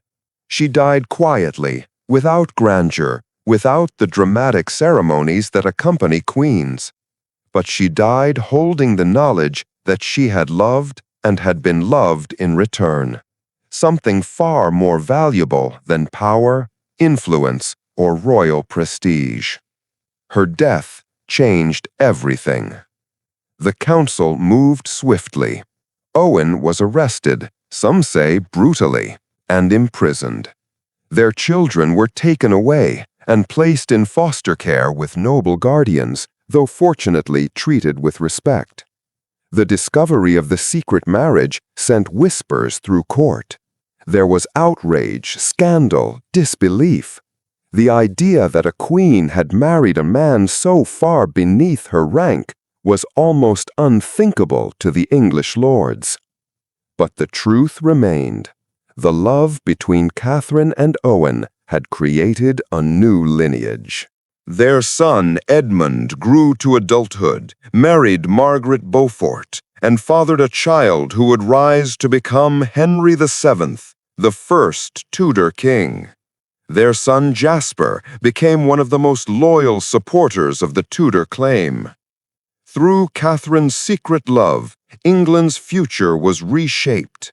The Wars of the Roses came to an end under the banner of the Tudor Rose, uniting Lancastrian red with Yorkist white. Henry VIII and Elizabeth I, two of the most iconic rulers in English history, descended from a love story that had unfolded in shadows. This was Catherine's legacy. Not the political influence she was denied, not the crown she wore only briefly, not the glory of Henry V's victories. Her true legacy was born in secrecy, in her choice to love a man the world deemed unworthy, in her defiance of a political system designed to control her, in her courage to seek happiness in the only avenue left to her. Catherine of Valois, once a lonely widow living under suffocating restrictions, became the silent architect of a dynasty that shaped the very identity of England. Her love did not merely challenge the rules of her time. It rewrote the future. Catherine of Valois had always known that love was dangerous. She was born into a world where marriages were treaties, where embraces were weapons, and where a queen's womb was considered a battlefield. Yet despite all the lessons etched into her life, lessons written in war, blood, and loss, she found herself drawn into a love so profound, so impossibly human, that it threatened the entire political fabric of England. This is the story of that love, a love that shook a kingdom, a love that terrified the ruling elite, a love that, in its defiance, would birth a dynasty that would one day rule with unmatched splendor and uncompromising power, the Tudors. The story begins in the cold aftermath of triumph and tragedy. Henry V, warrior king, conqueror of France and husband of Catherine, had died suddenly at just 35 years old. England mourned, but not for long. Politics had no space for grief. Catherine, a foreign queen barely in her 20s, found herself quickly relegated to the shadows of Westminster. She was draped in black, adorned in jewels she could no longer enjoy, and left with a son too young to walk, yet destined to wear a crown he could not yet comprehend. Henry VI, her infant child, became king before he could speak. As the royal council gathered around him like vultures circling the last scrap of power, Catherine drifted into a kind of secluded existence that hovered between respect and imprisonment. She was mother to the king, a role of unparalleled importance, but she was also a young widow whose future could prove politically explosive. One wrong step, one unauthorized affection, one whisper of scandal could reshape the kingdom's future. At first, Catherine accepted her role with quiet resignation. She understood well the precarious nature of power. Her own father, Charles VI of France, had suffered bouts of madness so severe that the kingdom trembled with each relapse. Her mother, Isabeau of Bavaria, had become one of France's most reviled queens, blamed for infidelity, betrayal, and mismanagement. Catherine had grown up in a court fractured by factions, by paranoia, and by a seemingly endless war. She knew from childhood that love was a luxury queens could rarely afford.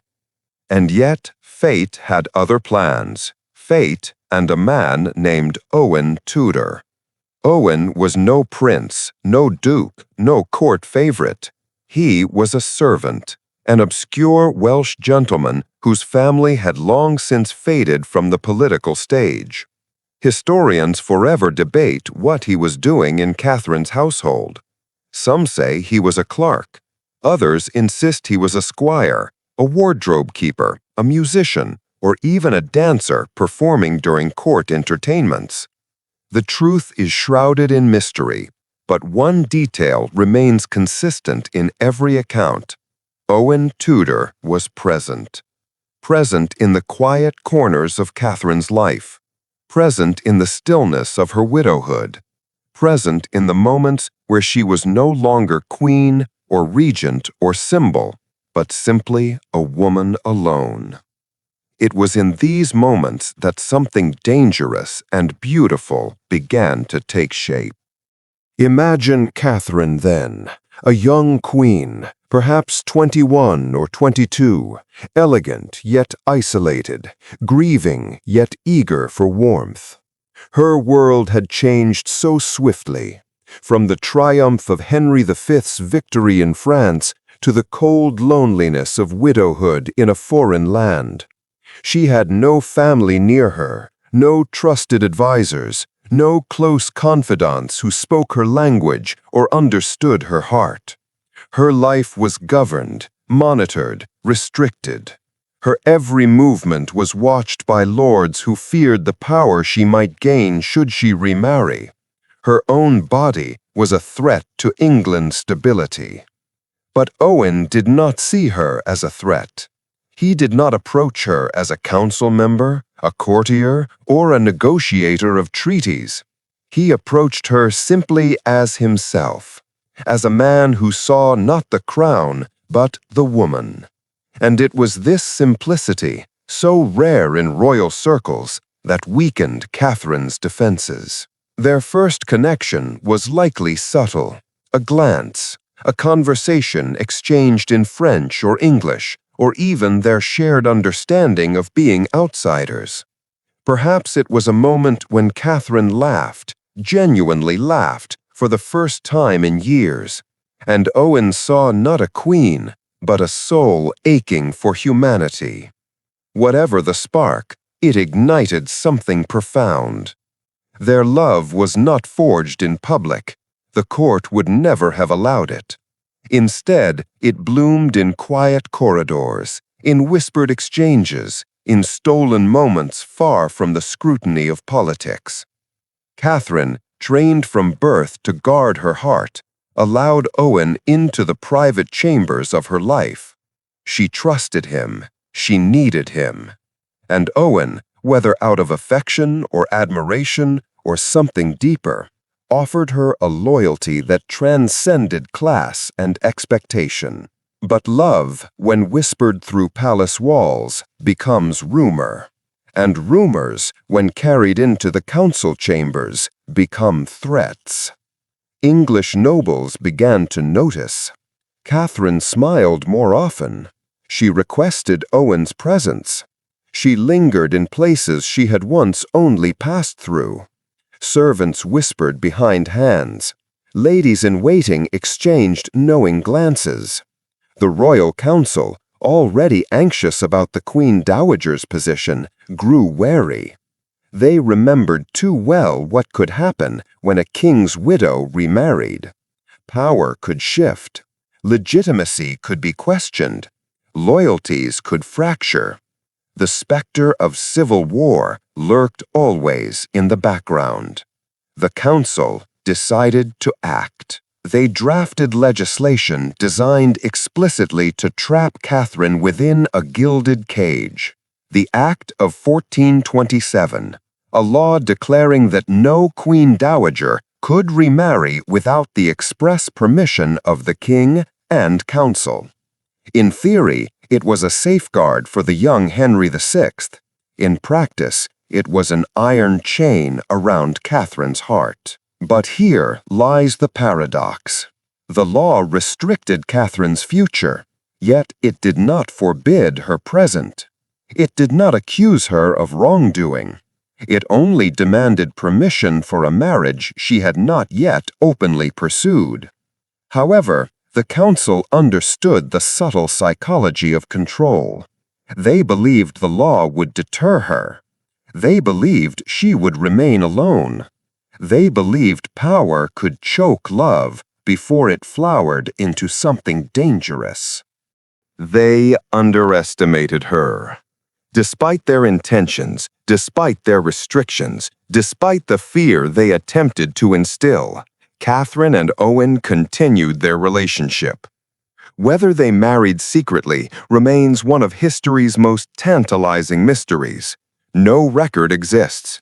No priest's name is preserved. No parchment survives. But the undeniable truth is that Catherine bore children by Owen Tudor, children whose births the council could neither ignore nor easily punish. The scandal was enormous.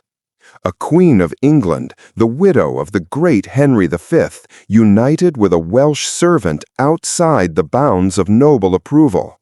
It was unthinkable. It was unacceptable. It was, to many in power, terrifying. For Catherine's children did not merely represent a love affair. They represented a new bloodline with royal descent, a bloodline that could one day challenge existing power structures.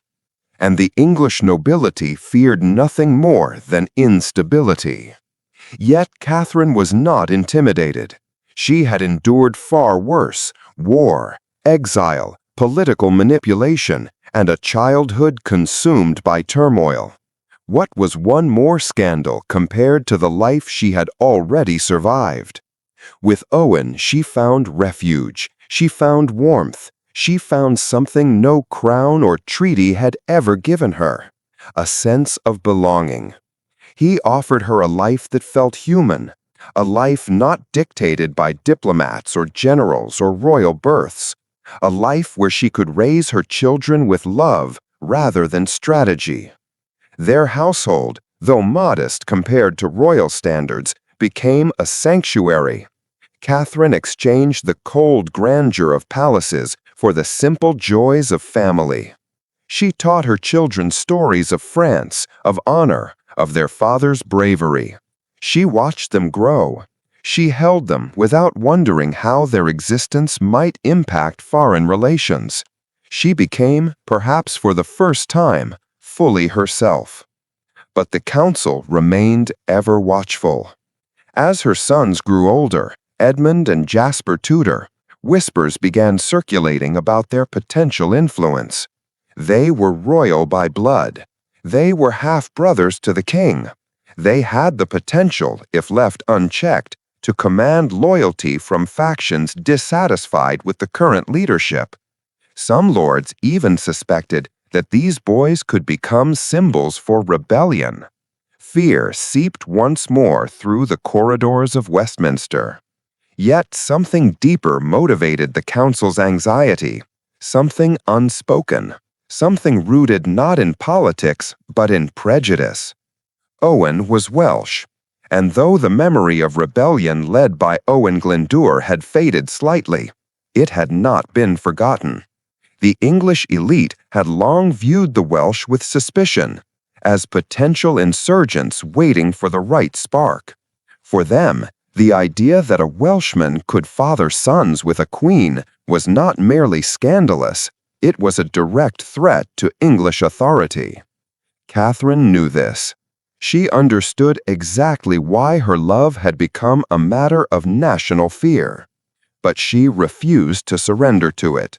Instead, she tried to raise her children far from the poisonous intrigues of court, hoping that Henry VI, as he grew older, would protect his half-siblings. She hoped that family bonds might triumph over political paranoia. But her hopes were fragile. For all his innocence, Henry VI was a weak ruler, gentle, pious, scholarly, but utterly unsuited to the ruthless demands of kingship. The men who governed in his name exploited his passivity. They made decisions not in the interest of unity, but of self-preservation. Catherine understood that as long as she lived, her children would always be targets for manipulation or control. Her health began to decline. Perhaps it was stress, perhaps age, perhaps simply fate claiming its debt. But whatever the cause, Catherine sensed that her time was growing short. In 1437, she became gravely ill. Some accounts suggest she retired to Bermondsey Abbey, a place of quiet contemplation where she hoped to find peace. Others describe her condition worsening rapidly, leaving her unable to care for her children. Whatever the exact circumstances, one truth stands clear. Catherine of Valois died far too young, at age 35, the very same age her first husband had died. Her death shook the Tudor household. It shook Owen. It shook the fragile balance she had fought so hard to maintain. Suddenly, her children were left vulnerable. Suddenly, the council no longer had to worry about Catherine's influence, only about the political implications her sons represented. Owen Tudor soon found himself arrested, threatened, and stripped of authority. He escaped once, only to be captured again. His life spiraled into chaos, a stark contrast to the quiet domestic happiness he had once shared with Catherine. Her death had removed the shield that protected them both. But though Catherine died, her legacy did not. Her sons, Edmund and Jasper, survived. They were eventually placed under the protection of the king, who, despite his weaknesses, cared deeply for his half-brothers. Henry VI granted them titles, lands, and education.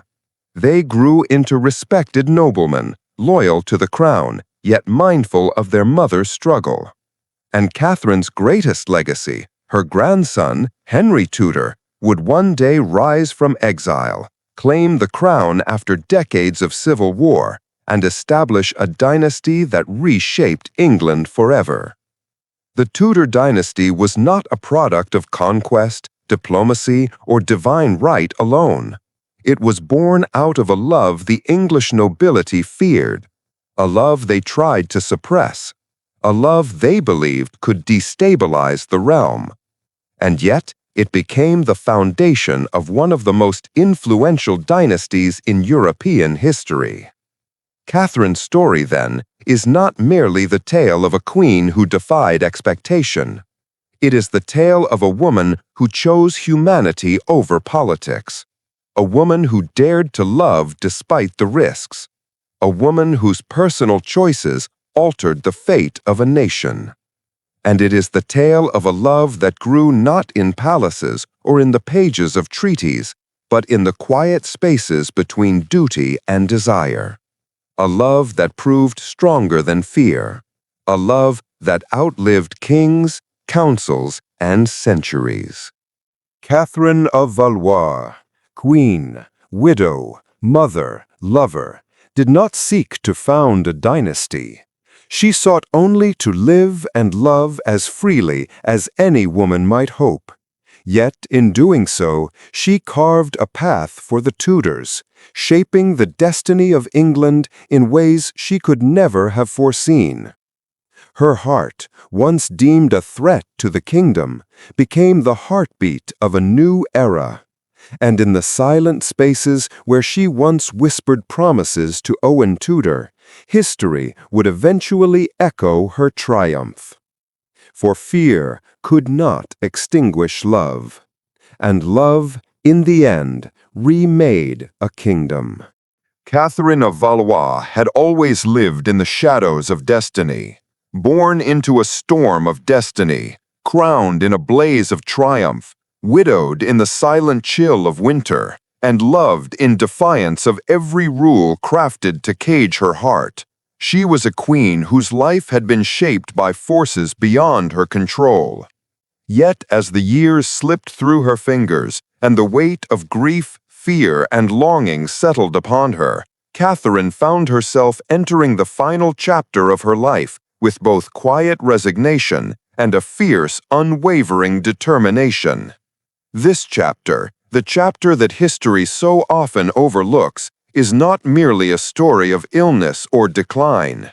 It is the story of a woman fighting to protect her children in a world determined to erase her choices, her love, and her legacy. It is the story of how a queen slowly faded from the stage of power, only to have her bloodline rise to dominate an empire. The years after her secret union with Owen Tudor brought Catherine a brief, fragile happiness that she had never known before. Free from the rigid decorum of court life, she embraced a world of domesticity, one filled with laughter, small joys, and the vibrant chaos of children. There were mornings where sunlight filtered softly through cottage windows rather than the cold, vaulted halls of palaces. There were evenings filled not with diplomatic councils, but with stories, with songs, with the unfiltered warmth of a family that loved her not for her crown, not for her lineage, but for her presence. For Catherine, these were the golden years, fleeting, precarious, but deeply precious. And yet, even as she attempted to shield her growing household from political storms, danger loomed ever closer. The English nobility, suspicious, restless, and fiercely protective of the young king, watched Catherine with growing unease. The mere existence of her Tudor children was, to them, a political question mark. As Edmund and Jasper grew, their royal blood became harder to ignore. Their very presence rippled through the political landscape like a stone tossed into a calm pond. Catherine sensed this. She sensed the shifting winds, sensed the whispers that followed her, sensed how even in moments of peace, fear stalked her steps. She felt the eyes of the council upon her, measuring her every move, every decision, every breath. But she refused to let those fears govern her children's lives. She kept them close, only for as long as she could. The truth was that Catherine's health had begun to falter long before the court realized it. Years of emotional strain, childbirth, and the quiet but relentless stress of being watched slowly carved deep lines across her spirit. She had been strong for so long, strong in childhood as France crumbled around her, strong as the wife of a legendary king whose ambitions consumed every hour, strong as a widowed queen forced into isolation, strong as a woman who dared to love beyond her station. But strength, no matter how deep, is not infinite. Some days, she found herself breathless simply from rising from bed. Other days, a fever swept through her body with unnerving persistence. Her hands, once steady and graceful, trembled unexpectedly. Her face, once admired for its serene beauty, grew paler, thinner, marked by exhaustion she could no longer hide.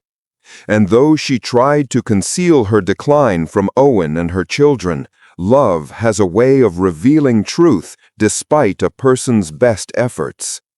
Owen, ever loyal, ever devoted, noticed each change. He took on more responsibilities, tending to the household, watching over the children, shielding Catherine from unnecessary burdens. His devotion never wavered, though he surely knew that their happiness was slipping beyond their control. But even he did not yet understand how little time remained. When the council eventually discovered the full extent of Catherine's relationship with Owen, their outrage surged like a renewed tide. They moved swiftly, not because Catherine had done something new, but because the truth could no longer be ignored. Her children were undeniable. Her connection to Owen could no longer be dismissed as rumor, and her influence, even weakened by illness, still threatened the carefully controlled environment they built around Henry VI. They summoned her to court under the guise of concern for her health and the welfare of her children, but Catherine understood the truth. The council wished to remove her from Owen, isolate her once again, and ensure that her children could be controlled, shaped, or displaced as political needs dictated. She resisted, but resistance only emboldened her enemies.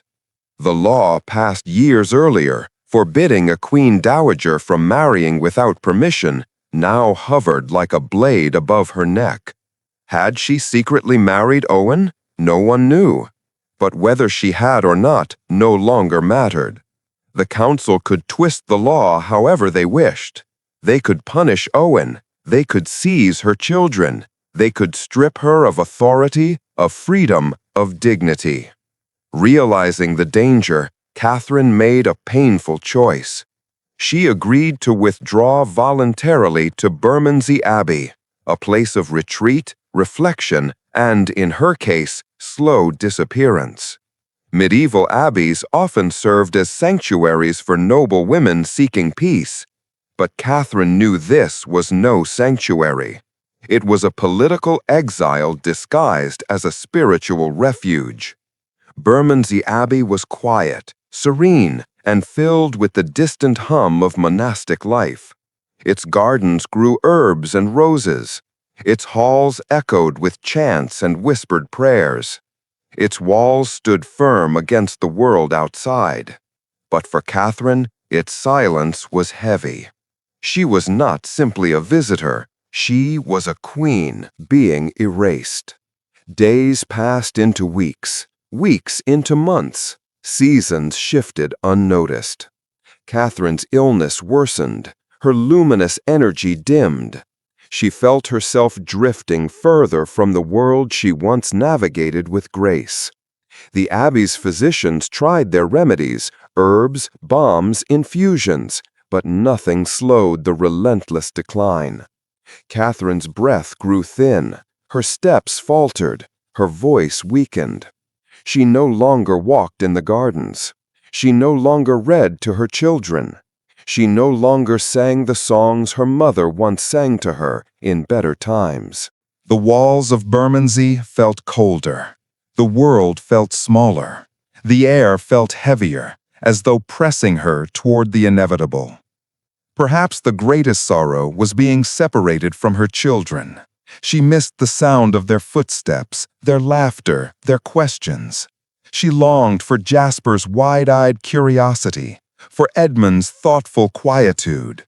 She thought often of her infant son, Owen, whose life had barely begun.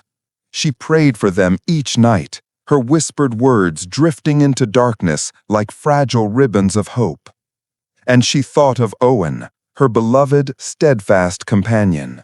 She wondered whether he was safe, whether he suffered because of her exile, whether he still believed they had made the right choices. She worried for him in ways she never worried for kings or politicians.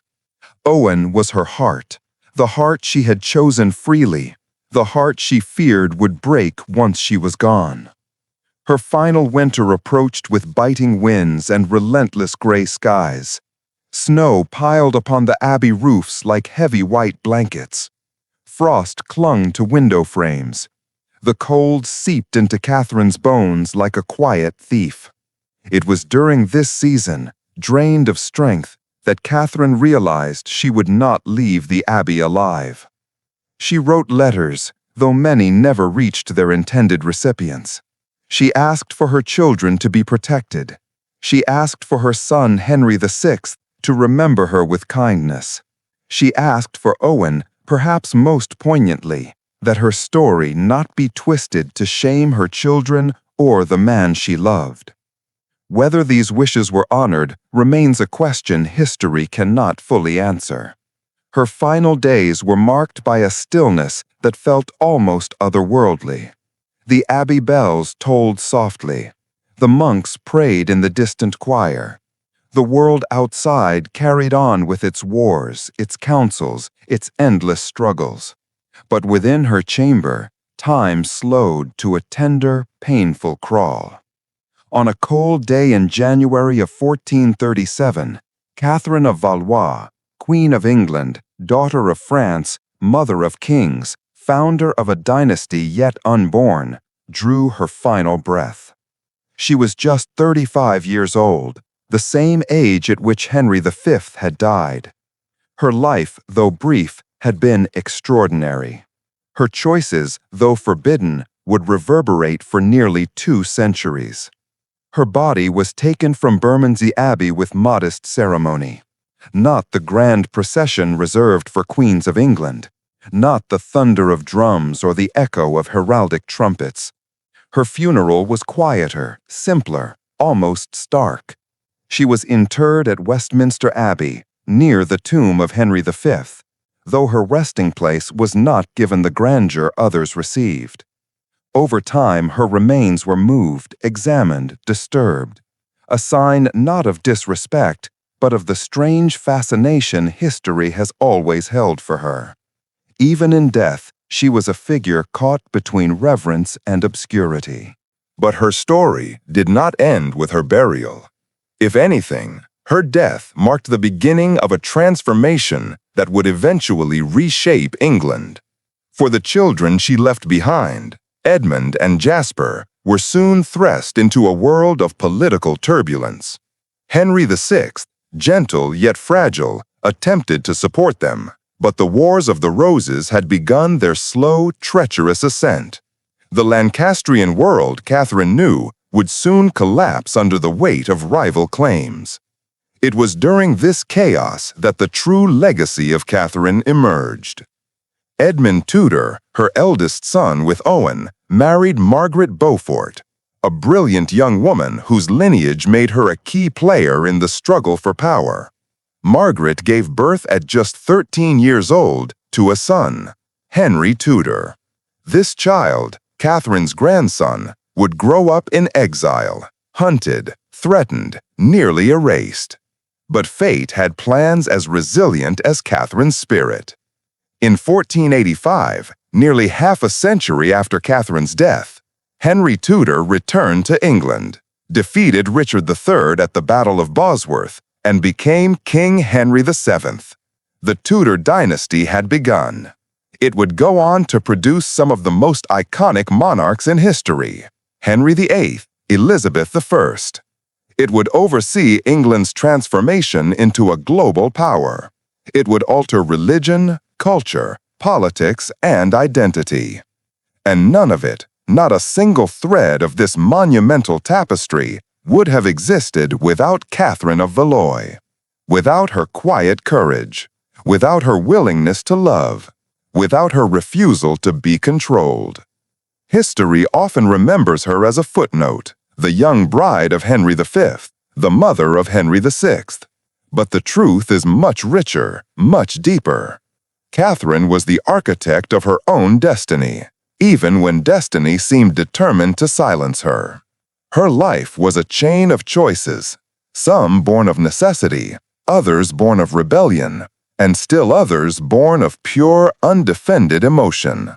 She was a queen who defied convention, a woman who defied fear, a mother who defied the forces that sought to dictate the fate of her children. She lived in the shadows of kings, yet through her, a dynasty of kings would rise. If one listens closely, truly listens, beyond the noise of battles and treaties, beyond the echoes of courtly rumor and political intrigue, one can still hear her voice, a quiet voice, steady and resolute, whispering across the centuries. Love is not weakness. Love is legacy. Catherine of Valois left this world too early. But her bloodline carved its way into history with a force that no council, no law, no fear could ever suppress. Her final days may have been marked by solitude and suffering, but her memory stands today as a testament to resilience, defiance, and the profound power of the human heart. For queens are often remembered for their crowns, but Catherine is remembered for something far greater. She is remembered for the dynasty that bloomed from her forbidden love. Catherine of Valois had left the world quietly, her death at Bermondsey Abbey closing a chapter of love, courage, and defiance that few contemporaries fully understood. Yet, even in her absence, the ripple of her choices was far from over.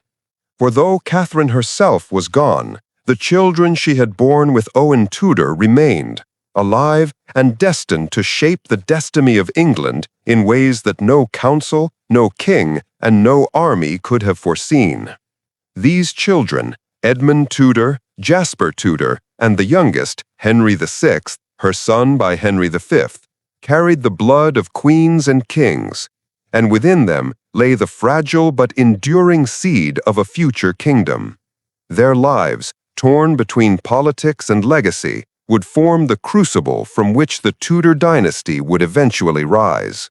From the moment of Catherine's death in 1437, the children were exposed to a world of uncertainty and peril. Edmund and Jasper, born of her secret union with Owen Tudor, were not recognized publicly as legitimate heirs, yet they were tied to royalty through blood, and this made them both valuable and dangerous in the eyes of English lords.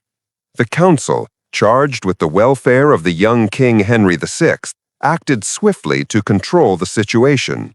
They saw the Tudor boys as pawns, symbols whose allegiance could be harnessed or whose existence could provoke civil unrest. As Edmund and Jasper grew, their every move was monitored. Their guardians selected not for affection, but for loyalty to the crown. Catherine's widowhood and clandestine marriage had created a lineage whose political potential terrified the ruling elite. And now that she was gone, the responsibility of navigating this peril fell to men whose interest lay less in the children's welfare and more in their strategic value. Edmund Tudor, the elder of the two brothers, was a boy who inherited his mother's quiet dignity and his father's practical strength. From an early age, he understood, even without words, that the world into which he had been born was unkind. He lived under the gaze of tutors, wardens, and noble guardians who sought to shape him into a useful figure rather than a free individual. Yet Edmund carried within him a resilience, a combination of Welsh pragmatism and royal dignity that would mark him from childhood as someone capable of extraordinary loyalty and determination. He was shy, thoughtful, yet not without courage.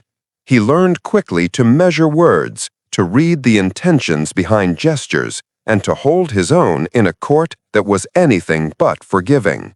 The shadows of his mother's life, the secrecy, the forbidden love, the quiet rebellion lingered over him, though he likely did not fully comprehend their magnitude.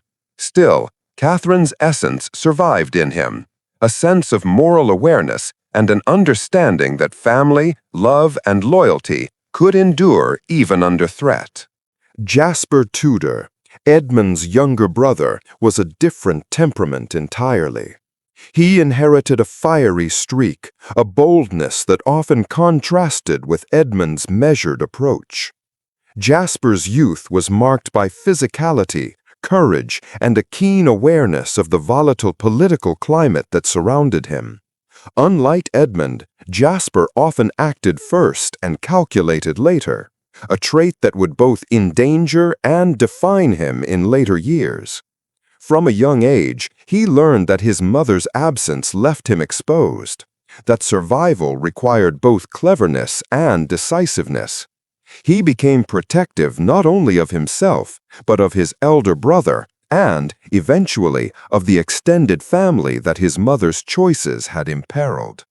Jasper's life was destined to intertwine with the turbulence of England, his identity forged in the fires of secrecy, exile, and loyalty to blood above all else. Meanwhile, young Henry VI, the son of Catherine and the late Henry V, occupied a very different world. Unlike his half-brothers, he was king in name and station, yet utterly vulnerable in reality. Henry was gentle, pious, and deeply scholarly, with little aptitude for the martial or political demands of kingship. The regency that surrounded him, consisting of powerful nobles and ambitious advisors, sought to manipulate and protect simultaneously, creating a tension that defined his early reign.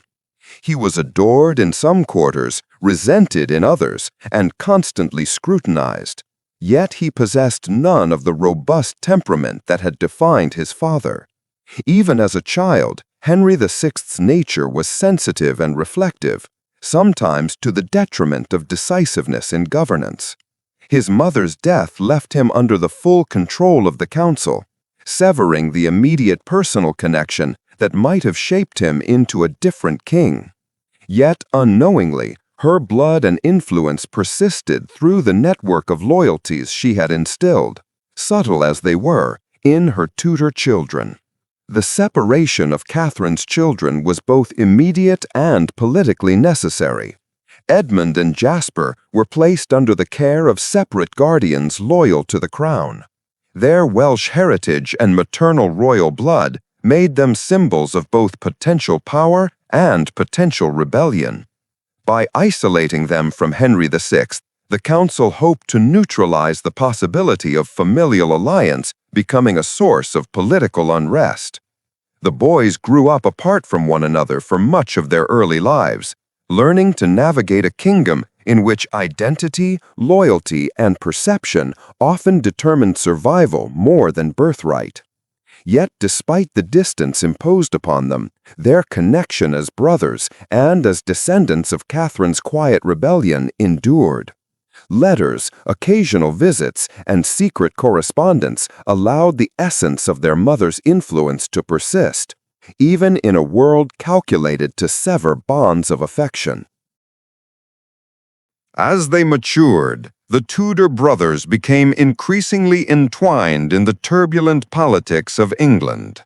The Wars of the Roses, which had simmered in the background during their childhood, erupted into full-scale conflict as rival claims to the throne escalated into open confrontation.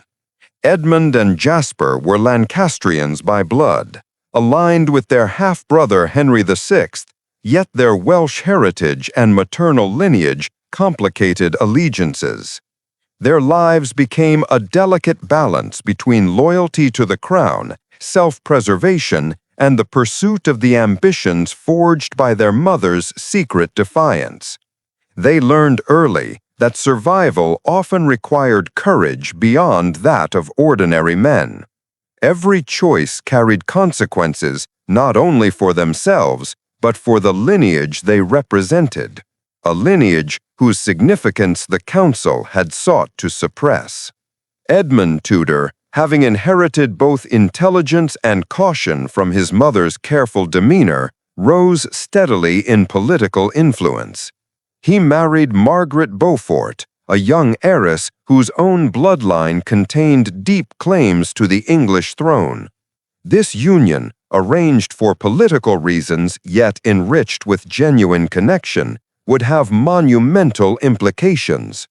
Margaret's son, Henry Tudor, born from this marriage, would carry forward the combined legacy of Lancastrian royal blood and the secret Welsh line established by Catherine and Owen.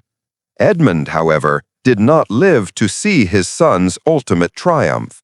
He died in 1456, a casualty of illness, leaving Margaret to navigate a precarious position in a kingdom still engulfed in civil war.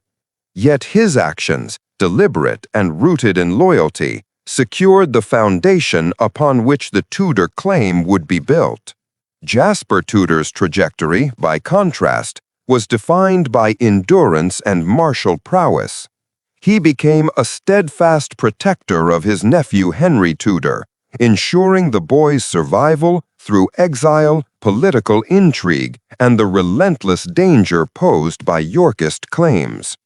Jasper's loyalty to the Lancastrian cause, coupled with his innate courage and charisma, allowed him to command respect across factions.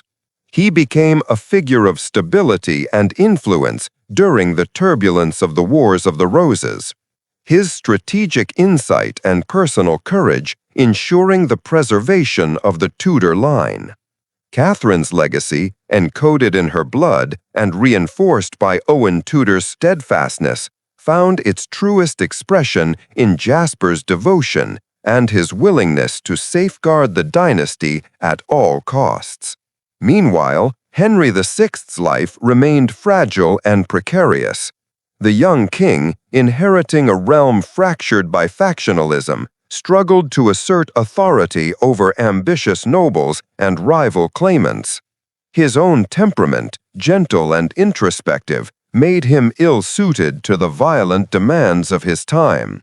Yet the presence of Edmund and Jasper, though often distant, and the legacy of their mother's strategic insight provided subtle support for the Lancastrian claim. These familial bonds, formed through Catherine's choices and nurtured through clandestine loyalty, created a web of protection that would allow her grandson to survive in exile and eventually reclaim the crown decades later.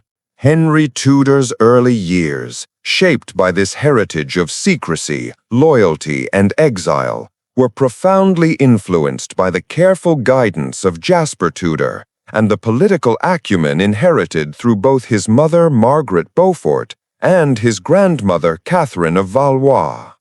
Born into danger, he was a child whose very existence was a potential threat to the Yorkist rulers. Yet, through careful maneuvering, protective alliances, and the persistent devotion of his guardians, Henry was preserved from assassination and political manipulation.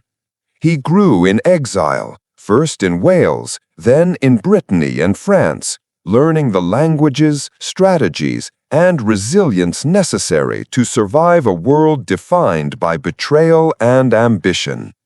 Every lesson, every hardship, every calculated risk was a testament to the quiet determination of the bloodline that Catherine had begun through her forbidden love. The significance of Catherine's decisions becomes even clearer when considering the broader historical context. England, fractured by civil war, was a realm where dynasties rose and fell with the swing of a sword. The Wars of the Roses, fueled by ambition, vengeance, and unresolved claims to the throne, created an environment in which survival demanded foresight, cunning, and unyielding loyalty. Catherine's choice to love Owen Tudor, once considered a private, almost inconsequential matter, now resonated across decades. Her defiance created a lineage capable of outlasting kings, councils, and conflicts, and ultimately producing a figure whose claim to the throne would unite factions, reconcile bloodlines, and establish a dynasty that would rule England for over a century. The early life of Henry Tudor illustrates the full power of Catherine's legacy. Born in 1457, just over 2 decades after her death, Henry inherited not only the combined bloodlines of Lancaster and Valois, but also the protection of a network designed to preserve the Tudor line against overwhelming odds. His upbringing, marked by exile, careful education, and tutelage under loyal supporters like Jasper, was a crucible designed to prepare him for eventual leadership. Every choice in his care, where he lived, who he trusted, what he learned, was informed by the understanding that Catherine's bloodline was both precious and vulnerable. Her initial defiance of political constraints had created a situation where centuries of influence, loyalty, and resilience would converge in the life of her grandson. It was in this convergence that Catherine's true genius emerges. A queen whose life had been confined by political law and social expectation had, through her choices of love and family, created a force that history could not erase. Edmund's marriage to Margaret Beaufort, Jasper's martial loyalty, and the careful upbringing of Henry Tudor together formed a lineage that would outlast the turbulence of the Wars of the Roses, outmaneuver rival factions, and ultimately establish a dynasty capable of reshaping England and beyond. The early life of Henry Tudor illustrates the full power of Catherine's legacy. Born in 1457, just over 2 decades after her death, Henry inherited not only the combined bloodlines of Lancaster and Valois, but also the protection of a network designed to preserve the Tudor line against overwhelming odds. His upbringing, marked by exile, careful education, and tutelage under loyal supporters like Jasper, was a crucible designed to prepare him for eventual leadership. Every choice in his care, where he lived, who he trusted, what he learned, was informed by the understanding that Catherine's bloodline was both precious and vulnerable. Her initial defiance of political constraints had created a situation where centuries of influence, loyalty, and resilience would converge in the life of her grandson. It was in this convergence that Catherine's true genius emerges. A queen whose life had been confined by political law and social expectation had, through her choices of love and family, created a force that history could not erase. Edmund's marriage to Margaret Beaufort, Jasper's martial loyalty, and the careful upbringing of Henry Tudor together formed a lineage that would outlast the turbulence of the Wars of the Roses, outmaneuver rival factions, and ultimately establish a dynasty capable of reshaping England and beyond. By the time Henry Tudor returned to England in 1485, he carried with him not only the political claim of the Lancastrian line, but also the living legacy of Catherine of Valois.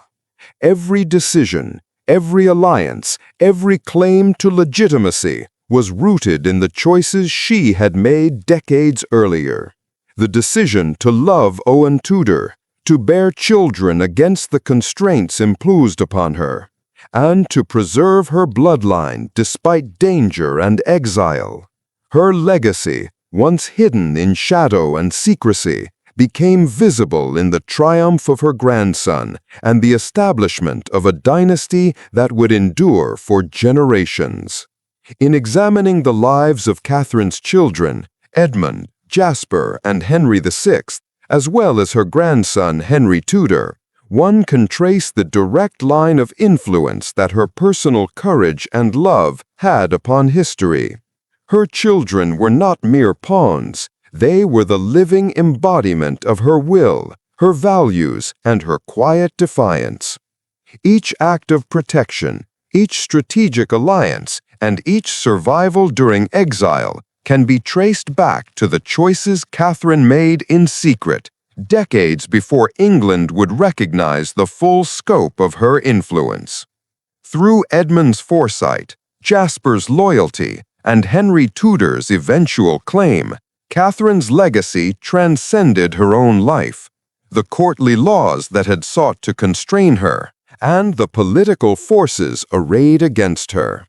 She had turned private love into a political instrument of extraordinary consequence. She had transformed personal courage into dynastic inevitability. She had taken the risk of loving freely, and in doing so, ensured that the future of England would be irrevocably altered. The story of Catherine of Valois' children is thus not merely a tale of bloodlines and inheritance. It is the story of survival, resilience, and the quiet shaping of destiny. Each child carried within them the weight of her defiance, the memory of her courage, and the promise of a future she would never see. The Wars of the Roses, with all its violence and intrigue, was ultimately the stage upon which her legacy would be preserved, challenged, and vindicated. And it was through this tumultuous period that the foundations of the Tudor dynasty were laid, a dynasty that would ultimately emerge triumphant because a queen had dared to love in secret. Catherine's influence endures, not only in history books, but in the very shape of the English monarchy. Her children, forged in secrecy and struggle, became the carriers of a destiny she had initiated through her forbidden love. Edmund Tudor's marriage and untimely death, Jasper Tudor's vigilance and loyalty, Henry VI's fragile kingship, and Henry Tudor's eventual triumph all testify to the enduring power of Catherine's choices. She created a living chain of influence, a line of blood and loyalty that would shape the course of England for generations to come. Her love, once feared as a threat to the crown, became the very foundation of royal authority. In the end, Catherine of Valois' courage, vision, and defiance transformed her personal story of love into a historical force capable of remaking a nation. The children of Catherine, born of secrecy, nurtured in exile, and preserved through loyalty, would carry her vision forward. Edmund, Jasper, Henry VI, and Henry Tudor each lived lives marked by danger, intrigue, and political upheaval, yet each became vessels for her enduring influence. Through them, Catherine's quiet defiance became an unstoppable current, shaping the very destiny of England and establishing a dynasty whose impact would resonate for centuries. In the lives of her children, the story of Catherine of Valois is complete, a tale of love, courage, and the unforeseen power of personal choice, reverberating through history in ways that even she could scarcely have imagined. Catherine of Valois, queen, mother, and silent architect of a dynasty, occupies one of history's most paradoxical spaces. She is remembered and yet forgotten, celebrated and overlooked, revered as the mother of kings and yet reduced to a footnote in the chronicles of medieval England. Her life, brief and fraught with the constraints imposed upon a young queen, resonates through history not because of conquest or war, but because of the subtle, unrecorded acts of courage, love, and defiance that would echo across centuries. How, then, do we reconcile the world's memory of Catherine with the reality of her life? How does history honor her, and how does it consign her to shadows? To the chroniclers of the 15th century, Catherine was largely defined by the events surrounding her marriage and widowhood. The English court, still bruised by war with France and wary of foreign influence, viewed her with a mixture of fascination and caution. Henry V's chroniclers immortalized him as a paragon of martial virtue, a king whose victories in France elevated England's prestige. Yet Catherine, who had been both his companion and consort, often appears only in relation to him, her own agency minimized by the weight of the king's legacy. In the carefully constructed pages of court historians, she was first a diplomatic instrument, later a mother to the heir, and eventually a widow whose personal choices threatened political stability. Her identity, in the eyes of contemporary chroniclers, was inseparable from the roles imposed upon her: queen, mother, widow.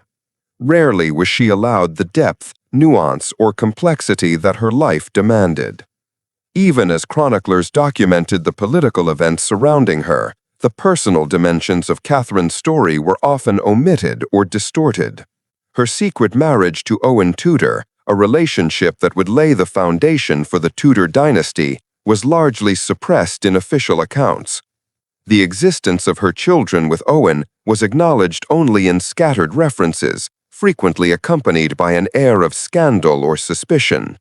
Historians of the period were hesitant to attribute to Catherine a deliberate strategy, an act of courage, or an exercise of agency, as though the mere notion of a queen defying convention in matters of love and family were too extraordinary to record plainly. In their eyes, her significance lay in her connection to kings, not in her choices, not in her intelligence, and not in the quiet but radical power she wielded through her offspring. The Tudor historians, writing decades later, began to revise Catherine's memory, reshaping it to serve the legitimacy of their dynasty. Henry VII, her grandson, had inherited a precarious claim, dependent upon both his Lancastrian blood and the strategic marriages orchestrated through Catherine's line. To safeguard this claim, chroniclers and propagandists reframed Catherine's narrative, presenting her as virtuous, dignified, and supportive of the royal cause. Yet even in this reframing, her true complexity was smoothed over. The clandestine romance with Owen Tudor was acknowledged only obliquely, as if to hint at the miraculous origins of a lineage, without fully grappling with the courage and audacity of the queen herself. Her love, which had defied law and expectation, became a shadowy footnote, an enigmatic prelude to dynastic triumph, rather than the central act it had truly been. The contradiction in Catherine's memory reflects the broader paradox of history, the tendency to remember events, dates, and kings, while forgetting the women whose decisions shaped those very events. Catherine's significance lies not in armies or treaties, but in her ability to maneuver through danger, to protect her children, and to create a legacy that survived political turbulence and civil war. Yet the world that recorded history often failed to appreciate this subtlety. She was remembered as a queen of brief prominence, a mother of kings, a widow of political consequence, but rarely as the architect of her own legacy. The very secrecy that ensured the survival of her children, the careful, deliberate concealment of her union with Owen Tudor, contributed to her erasure from public memory. By protecting her children and securing a dynasty, Catherine simultaneously became invisible to the chroniclers who recorded the grandeur of crowns and battles. Catherine's obscurity was compounded by the political climate of her time. The Wars of the Roses erupted in the generation following her death, engulfing England in a protracted struggle that made the careful legacy of a queen dowager appear inconsequential compared to the immediate stakes of battle, allegiance, and survival. During these turbulent decades, Edmund Tudor, Jasper Tudor, and Henry VI's struggles took center stage in history's narrative.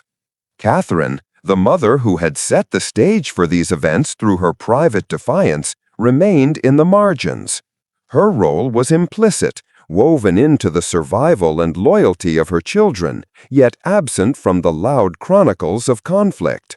To later historians, she became a shadowy figure, remembered in fragments, allusions, and genealogical notes rather than in the full dimension of her humanity.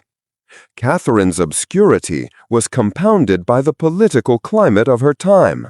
The Wars of the Roses erupted in the generation following her death, engulfing England in a protracted struggle that made the careful legacy of a queen dowager appear inconsequential compared to the immediate stakes of battle, allegiance, and survival.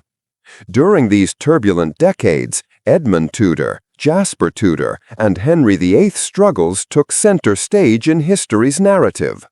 Catherine, the mother who had set the stage for these events through her private defiance, remained in the margins. Her role was implicit, woven into the survival and loyalty of her children, yet absent from the loud chronicles of conflict. To later historians, she became a shadowy figure, remembered in fragments, allusions, and genealogical notes rather than in the full dimension of her humanity. And yet, despite this marginalization, her influence could not be erased. The Tudor dynasty, which emerged victorious with Henry VII's claim and consolidation of power, was a living testament to Catherine's foresight and courage. Her decisions to love Owen Tudor, to bear children despite restrictions, and to nurture her family even under political surveillance, directly enabled the creation of a line capable of reclaiming and sustaining the throne. Henry VII's triumph in 1485 at the Battle of Bosworth was not merely the culmination of Lancastrian ambition, it was the realization of Catherine's unspoken legacy, a testament to her ability to shape history from the shadows. The very survival of her bloodline through exile, war, and intrigue owed itself to the quiet strategies and personal courage she had exercised decades earlier.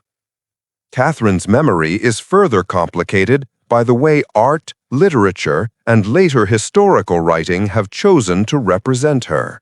In plays, chronicles, and family histories, she often appears as the archetype of the widowed queen, youthful, elegant, and tragic, defined by loss rather than by action. Romanticized portraits emphasize her beauty and gentleness while eliding her intelligence, resilience, and agency. In some accounts, she is reduced to a symbol of dynastic continuity rather than a woman whose decisions fundamentally shaped the fate of a kingdom. Her legacy, though monumental in its consequences, is rendered as a quiet echo, a whisper through the ages that hints at her significance but does not fully articulate it. Historians writing centuries later have attempted to reconstruct her life, but gaps remain.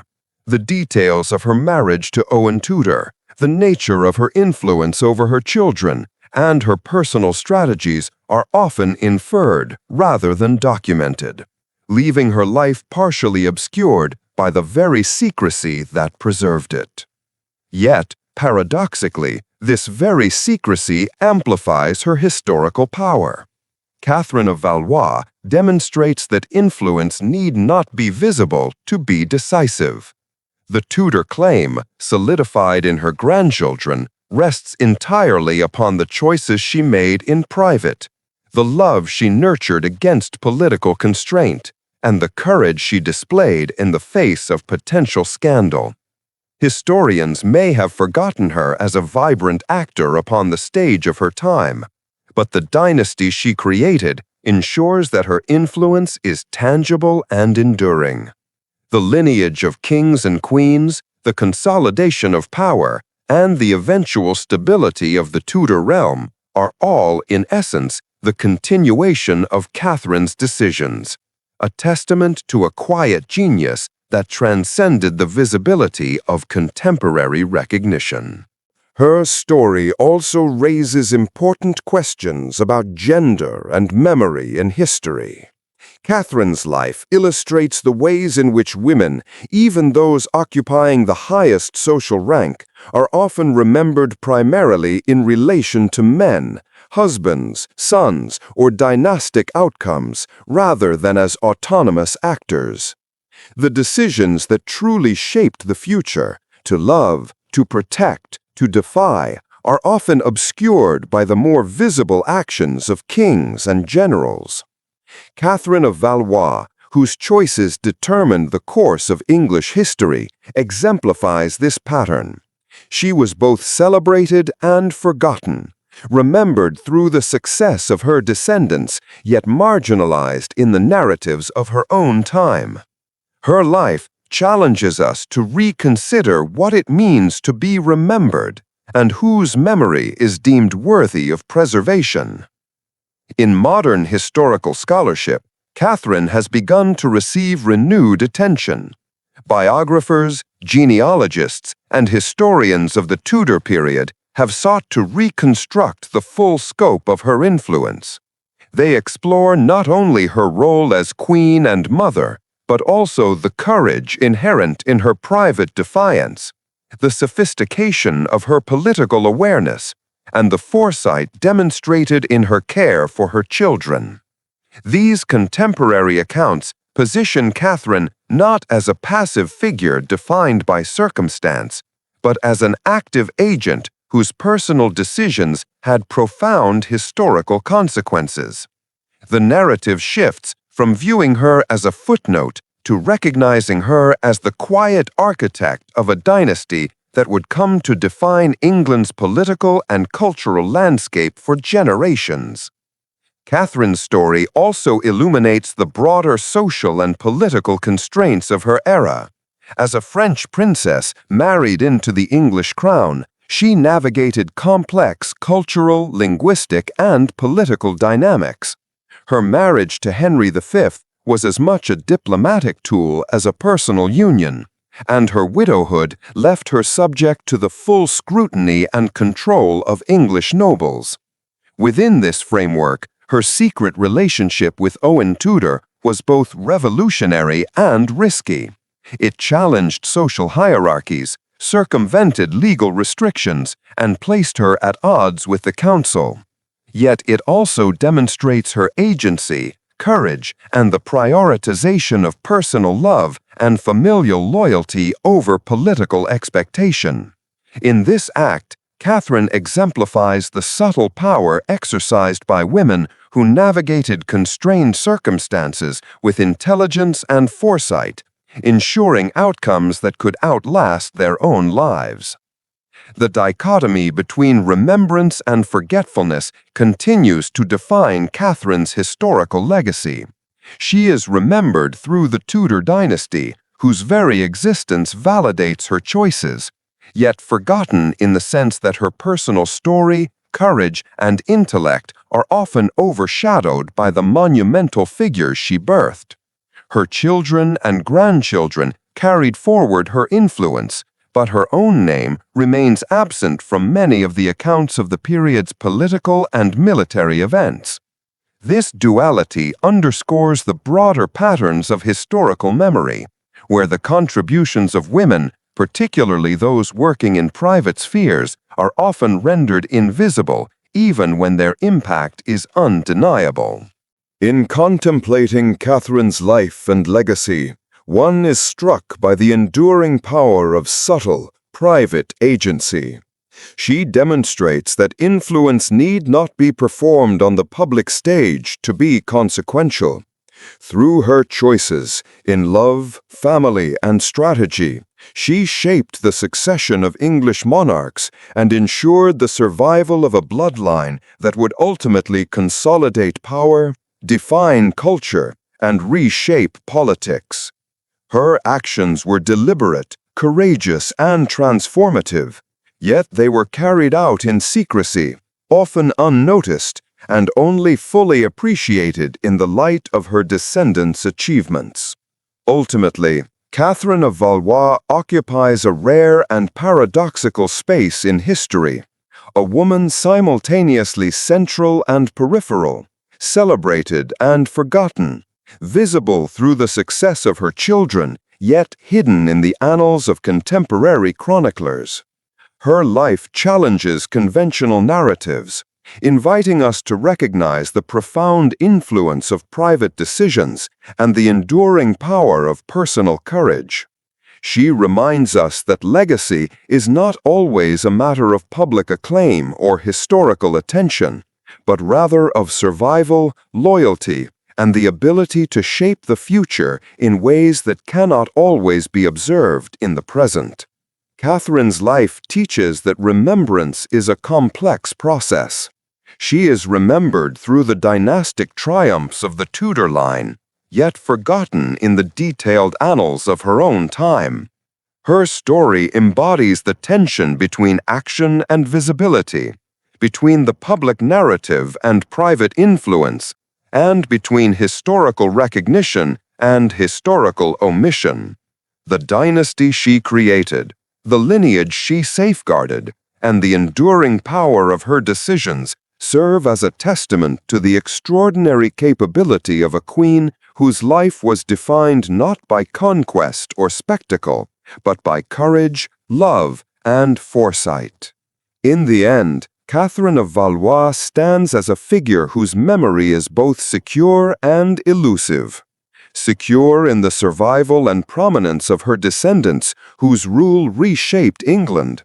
Elusive in the scarcity of records that fully capture her intellect, her courage, and the depth of her personal agency. History has both remembered and forgotten her, preserving her influence while obscuring her story. Yet for those who look closely, who trace the lineage, examine the choices, and understand the quiet strategies she employed, Catherine of Valois emerges as one of the most remarkable figures of medieval England, a queen who shaped history from the shadows, a mother who safeguarded a dynasty, and a woman whose courage ensured that her private defiance became public triumph. The Tudor dynasty that would one day redefine England did not emerge from the roaring clash of armies, nor from a king's grand design, nor even from the carefully calculated alliances of medieval politics. Its roots lay instead in a love story that the world tried to hide, the secret union of a widowed queen and a Welsh courtier. And at the center of that story stands Catherine of Valois, a woman whose courage and choices nurtured the fragile beginnings of a dynasty that would shape England's destiny. Her legacy, far from the margins where chroniclers placed her, is woven into the very fabric of the nation the Tudors would build. The Tudor legacy began not in triumph, but in vulnerability. In Catherine's world, power was concentrated in the hands of men who measured loyalty through titles, lineage, and the capacity for war. Queens, even those born of royal blood, rarely wielded direct authority. Instead, they operated in the shadows, through influence, persuasion, and quiet resilience. Catherine's marriage to Henry V had been the product of political necessity, a union meant to secure peace between England and France. Though she played her role dutifully, her life after Henry's death reveals a different kind of sovereignty, one grounded in personal courage rather than political mandate. The Tudor legacy, therefore, is rooted in Catherine's ability to navigate danger with grace and to protect her children with unwavering determination. When Henry V died in 1422, Catherine found herself thrust into a precarious position. Her infant son, the future Henry VI, became king before he could walk, placing England under the governance of an ambitious council of nobles. As Queen Dowager, Catherine's personal movements, finances, and future were tightly controlled. She was a young widow, surrounded by suspicion, for the council feared that any marriage she formed could introduce a foreign or powerful English noble whose influence might destabilize the kingdom. They saw Catherine not as a person, but as a vessel of potential danger. It was within this hostile environment that Catherine forged the earliest threads of the Tudor legacy. Her love for Owen Tudor was both a personal rebellion and an act of extraordinary foresight. The chroniclers of her age treated their union as an irregularity, an aberration, or even a scandal, refusing to recognize it as a marriage of mutual devotion. Yet this union, overshadowed and often dismissed, was the seed from which the Tudor dynasty would grow. From Catherine and Owen's bond came Edmund Tudor and Jasper Tudor, the brothers who would carve out the foundation of Tudor destiny. Edmund became the father of Henry Tudor, whose rise to power would end the Wars of the Roses, while Jasper became the guardian of the future king, guiding him through exile, war, and the perilous path to reclaiming England. The legacy Catherine created was not merely biological, it was ideological. Through the upbringing she managed and the loyalty she inspired, she instilled in her sons a resilience that would carry them through years of uncertainty.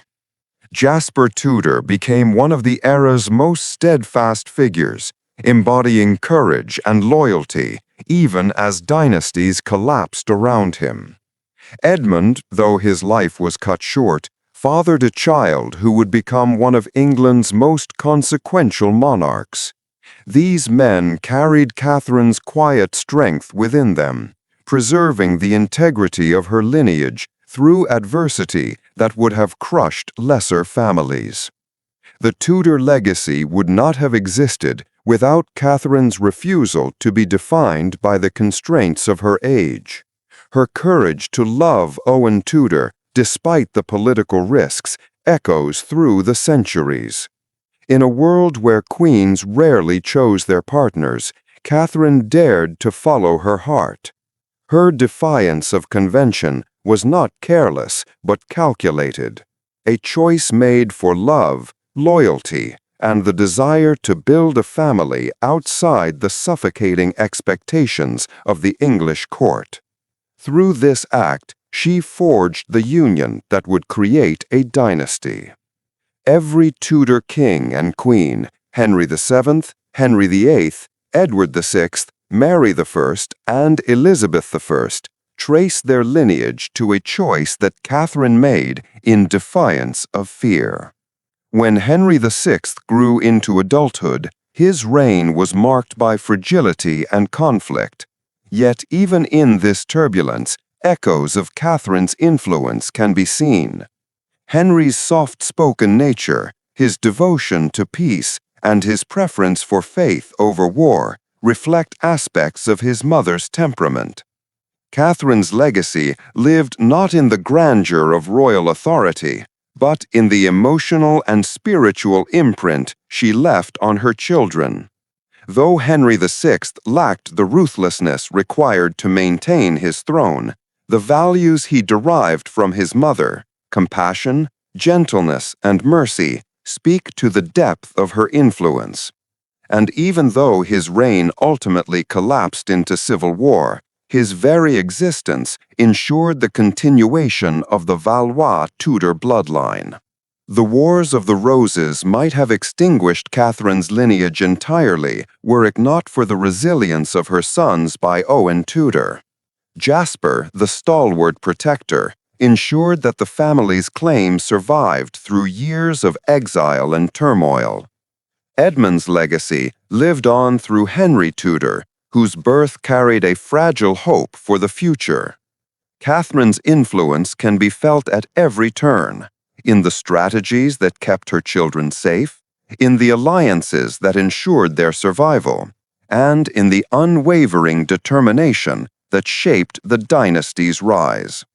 She was not alive to witness the triumph of her grandson, nor to see her legacy unfold in the dramatic transformations of the Tudor era. Yet every victory, every reform, and every moment of Tudor grandeur rests upon the foundation she created. Henry Tudor's ascent to the throne in 1485 marked the moment when Catherine's legacy burst from the shadows into the light of history. His victory at Bosworth Field, ending decades of civil war, symbolized the culmination of the force Catherine had quietly set in motion. The Tudor rose, emblem of unity, combined the white rose of York with the red rose of Lancaster, a perfect symbol for the dynasty Catherine birthed through both lineage and hope. It was Catherine's marriage to Henry V that connected her to the Lancastrian claim, and her marriage to Owen that ensured its survival. Her legacy fused the conflicting houses into a single symbol of peace, embodied by her grandson's reign. Henry VII's consolidation of power reflected not only his own strategic brilliance, but also the inheritance of resilience passed down through Catherine. He built a new era of stability, strengthening the monarchy and restoring order after years of chaos. His establishment of the royal court, reforms in finance, and diplomatic alliances all echo the disciplined, thoughtful, and cautious approach that Catherine herself demonstrated in safeguarding her family. Her influence, though unseen, shaped the worldview of the dynasty's founder, who ascended to the throne with both humility and determination, traits inherited from a grandmother he never knew, but whose legacy defined his destiny. Henry VIII, perhaps the most renowned of the Tudor monarchs, inherited Catherine's intelligence, emotional depth, and hunger for legacy. Though his reign was marked by contradictions, cruelty and creativity, tyranny and brilliance, the Tudor determination he embodied can be traced back to Catherine's defiance. Her legacy of forging destiny through personal conviction resonates in Henry's pursuit of a male heir, his break with the Catholic Church, and his reshaping of English identity. The strength that allowed Catherine to carve out a life in defiance of political constraints mirrors the boldness with which Henry VIII redefined the nation. Even in his flaws, one can detect the echoes of the queen who gave birth to the dynasty he carried forward. Under Elizabeth I, Catherine's legacy reached its most dazzling expression. Elizabeth, granddaughter of Henry VII and embodiment of Tudor power, ruled with a brilliance that blended strength with subtlety, intellect with instinct, and authority with grace. Her reign transformed England into a cultural, political, and maritime powerhouse. She navigated threats with strategic genius, balanced diplomacy with force, and forged a national identity that still resonates. The Tudor Golden Age, often associated with Elizabeth's charisma and policy, rests upon the foundation Catherine laid more than a century earlier. Without Catherine's courage, there would have been no Elizabeth, no Golden Age, no triumph of the Anglican Church, no flourishing of art, exploration, and literature. Every achievement of the Tudor era carries within it the spark Catherine ignited through love, resilience, and faith. But Catherine's legacy is not confined to the glories of kings and queens. It also lives in the way she challenged the limitations of her time. She demonstrated that women, even in an era of rigid hierarchy, could shape the course of history not just through childbirth, but through bravery, intellect, and deliberate choice. Catherine's story reminds us that power does not always come from crowns or armies. Sometimes it is born in silence, nurtured in hidden decisions, and preserved through acts of love that defy the world's expectations. Her legacy reshapes our understanding of agency and influence in a medieval context, offering a testament to the profound impact of quiet rebellion. Moreover, Catherine's legacy continues in the values that the Tudor dynasty projected. In the emphasis on strong centralized monarchy, the fusion of French and Welsh cultural influences, and the blend of practicality and ambition that defied Tudor governance. These traits were carried forward by her children and grandchildren, shaping the identity of England during one of its most important historical periods. The dynasty's understanding of legitimacy, diplomacy, and lineage reflects Catherine's ability to navigate dual identities, French and English, royal and restricted, powerful yet constrained. Her life experience infused the dynasty with a unique perspective on power, one that balanced tradition with adaptation. The Tudor legacy Catherine created also represents a story of survival. The dynasty endured plague, rebellion, political instability, and foreign threat. Yet through every challenge, her descendants drew upon the resilience she embodied. Whether in the quiet determination of Henry VII, the fiery will of Henry VIII, or the sharp intellect of Elizabeth I, Catherine's imprint remained unmistakable. The legacy she created was not a single moment, but a lineage of enduring strength. In the centuries that followed the Tudor era, historians began to look back at the dynasty's origin, recognizing with clarity the magnitude of Catherine's contribution. Scholars, genealogists, and writers revisited her life, piecing together the fragments left by chroniclers who underestimated her. They saw in Catherine not a passive figure, but a woman of decisive influence.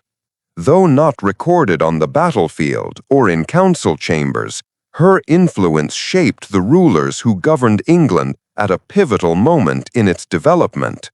Without Catherine's defiance, love, and strategic instinct, there would have been no Tudor era, no Reformation, no Golden Age, no England as we recognize it today.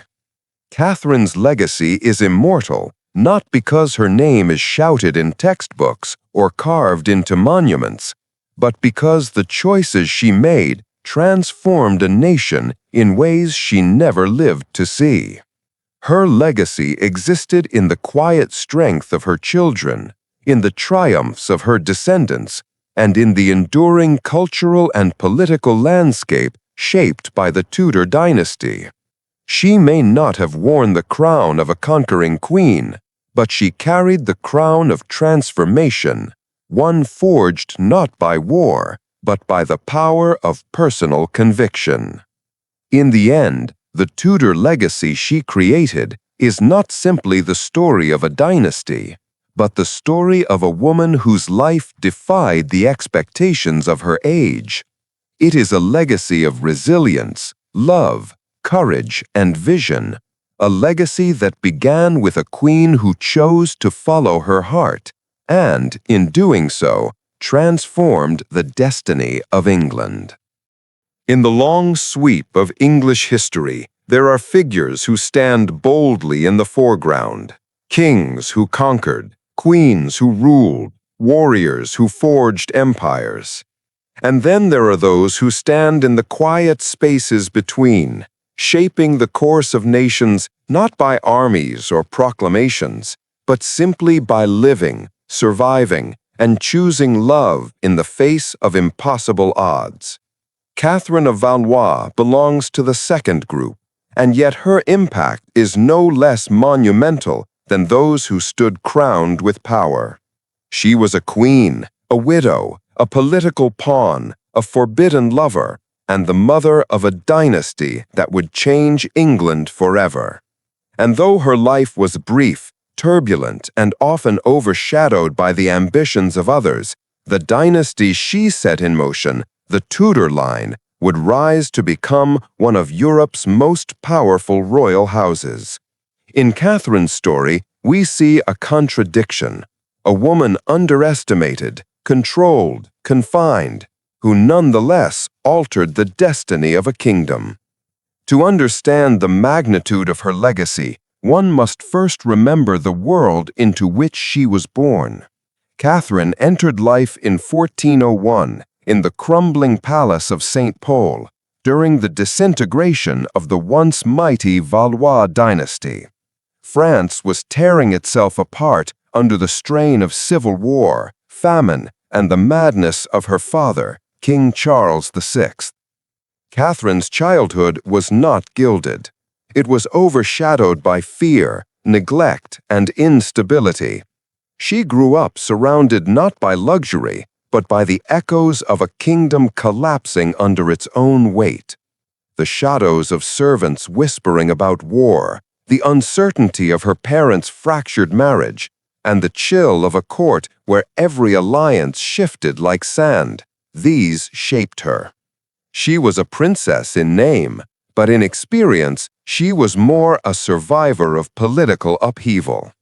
Yet even from that broken childhood, Catherine stepped into a role that would place her squarely in the center of English ambitions.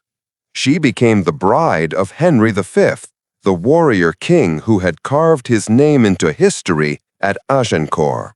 Their marriage was not born from affection, but from strategy.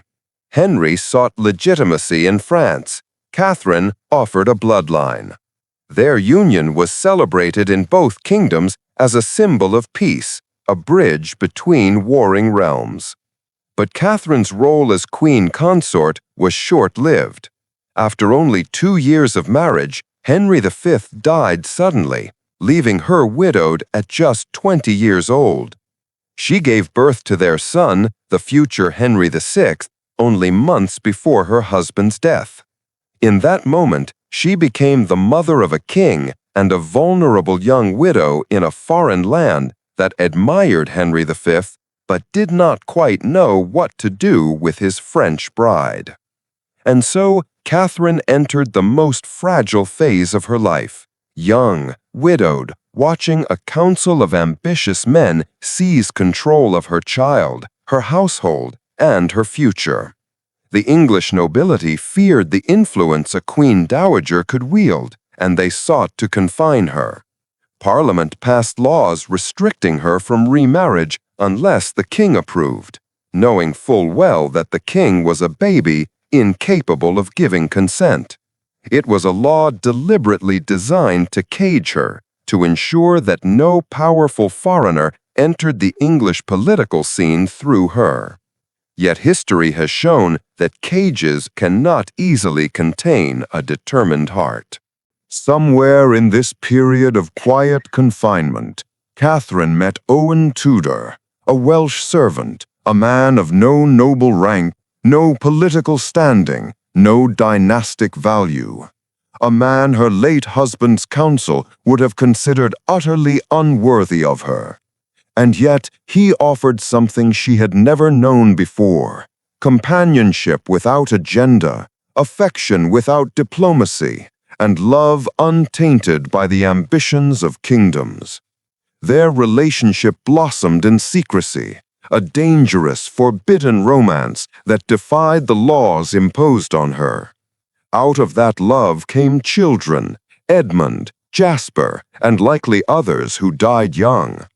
In these sons, Catherine created something the English council had desperately tried to prevent: a new bloodline tied to the monarchy, a new branch of heirs outside their control. With Owen Tudor, Catherine experienced something she had been denied all her life: freedom. She was no longer a political tool, a princess traded between kings, or a queen manipulated by advisors. She was a woman choosing her own life. But the consequences of that choice were heavy.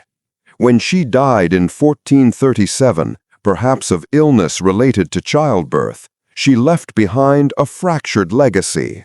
A young king still struggling to rule, a secret marriage whose legality was uncertain, and Tudor sons who would soon be targeted for their blood connection to the crown.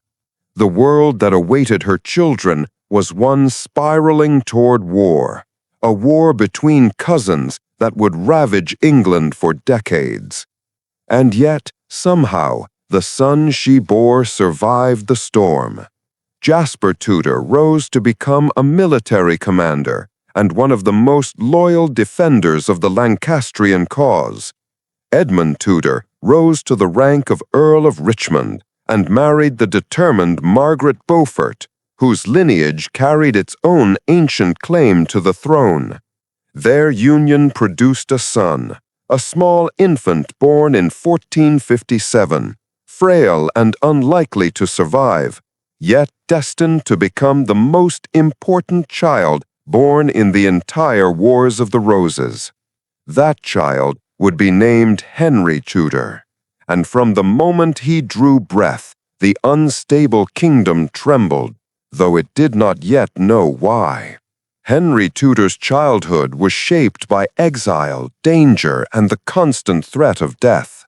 He grew up hearing tales of the father he never met, of the uncle who protected him, of the mother who prayed for him. And though he spent much of his youth far from England, hiding in Brittany and later France, he carried with him the quiet strength of the grandmother he had never known, Catherine of Valois, the woman whose unapproved love made his existence possible. Years later, when he returned to England with a small army, determined to seize the throne from Richard III, he did so not only with the claims of Beaufort blood, but with the legacy of the Tudor line his grandmother had forged in secret. At Bosworth Field in 1485, when Richard III fell and Henry Tudor was crowned Henry VII, the entire sweep of Catherine's life echoed in that moment. A queen once dismissed as insignificant, a widow once locked away, a mother once scorned for her forbidden marriage, became, through her descendants, the founder of England's most iconic dynasty. The Tudors would rule for over a century. They would reshape the monarchy, the church, the economy, and the very fabric of English power. Under their rule, England would break from Rome, expand across the world, and enter its first true golden age. Henry VII rebuilt the kingdom after war. Henry VIII transformed religion and monarchy. Elizabeth I turned England into a global power. And all of it, every victory, every law, every transformation, began with Catherine. Yet Catherine herself never saw the triumph her lineage would achieve. She never lived to witness her grandson crowned. She never saw her sons rise to prominence. She never heard the roar of cannons at Bosworth or felt the trembling of history when the Tudor rose replaced the red and white of Lancaster and York. Her own life ended quietly, far from the throne, without the honors usually given to a queen. And for centuries, she was remembered only faintly, her tomb neglected, her story obscured by the brilliance of the dynasty that followed. But a closer look reveals something profound. Catherine's contribution to history was not an accident. It was a result of her resilience, her courage to love beyond boundaries, her refusal to remain confined by the limits others placed on her. In a world that treated royal women as pawns, Catherine dared to choose her own path. And though she paid a price for that choice, the lasting legacy she created outshines the constraints she endured. Her story is a reminder that history is not shaped only by kings and conquerors. Sometimes it is shaped by a woman standing alone in a foreign land, holding her infant son, trying to protect him from the ambitions of powerful men. Sometimes it is shaped by a queen who chooses love over duty, who defines her life not by royal expectation, but by humanity. And sometimes it is shaped by the quiet persistence of a mother whose children will one day change the fate of a nation. Catherine of Valois was many things: princess, queen, widow, lover, and mother. But above all, she was a catalyst. Without her, there would be no Henry VII, no Henry VIII, no Elizabeth I. Without her, England's Renaissance would not have unfolded in the same way. Without her, the Tudor dynasty, the dynasty that left an indelible imprint on world history, would never have come to be. She did not rule, but she shaped rulers. She did not conquer, but she gave life to conquerors. She did not wear the Tudor crown, but she placed it upon the heads of those who would define an era. And perhaps That is the most extraordinary part of her legacy. Catherine did not seek greatness, yet greatness came through her. She did not march toward power, yet power descended from her. She did not set out to found a dynasty, but she did. In the end, when we trace the lineage of the Tudors, when we follow the thread that winds through wars, alliances, betrayals, and triumphs, it leads back to one woman, often overlooked, yet indispensable. Catherine of Valois stands quietly but unmistakably at the beginning of England's most famous royal house. Her life, marked by hardship and heartbreak, ultimately became the origin story of a dynasty that reshaped a kingdom and changed the world. This is her testament. This is her legacy. This is the story of the queen who founded a dynasty, not through power, but through love.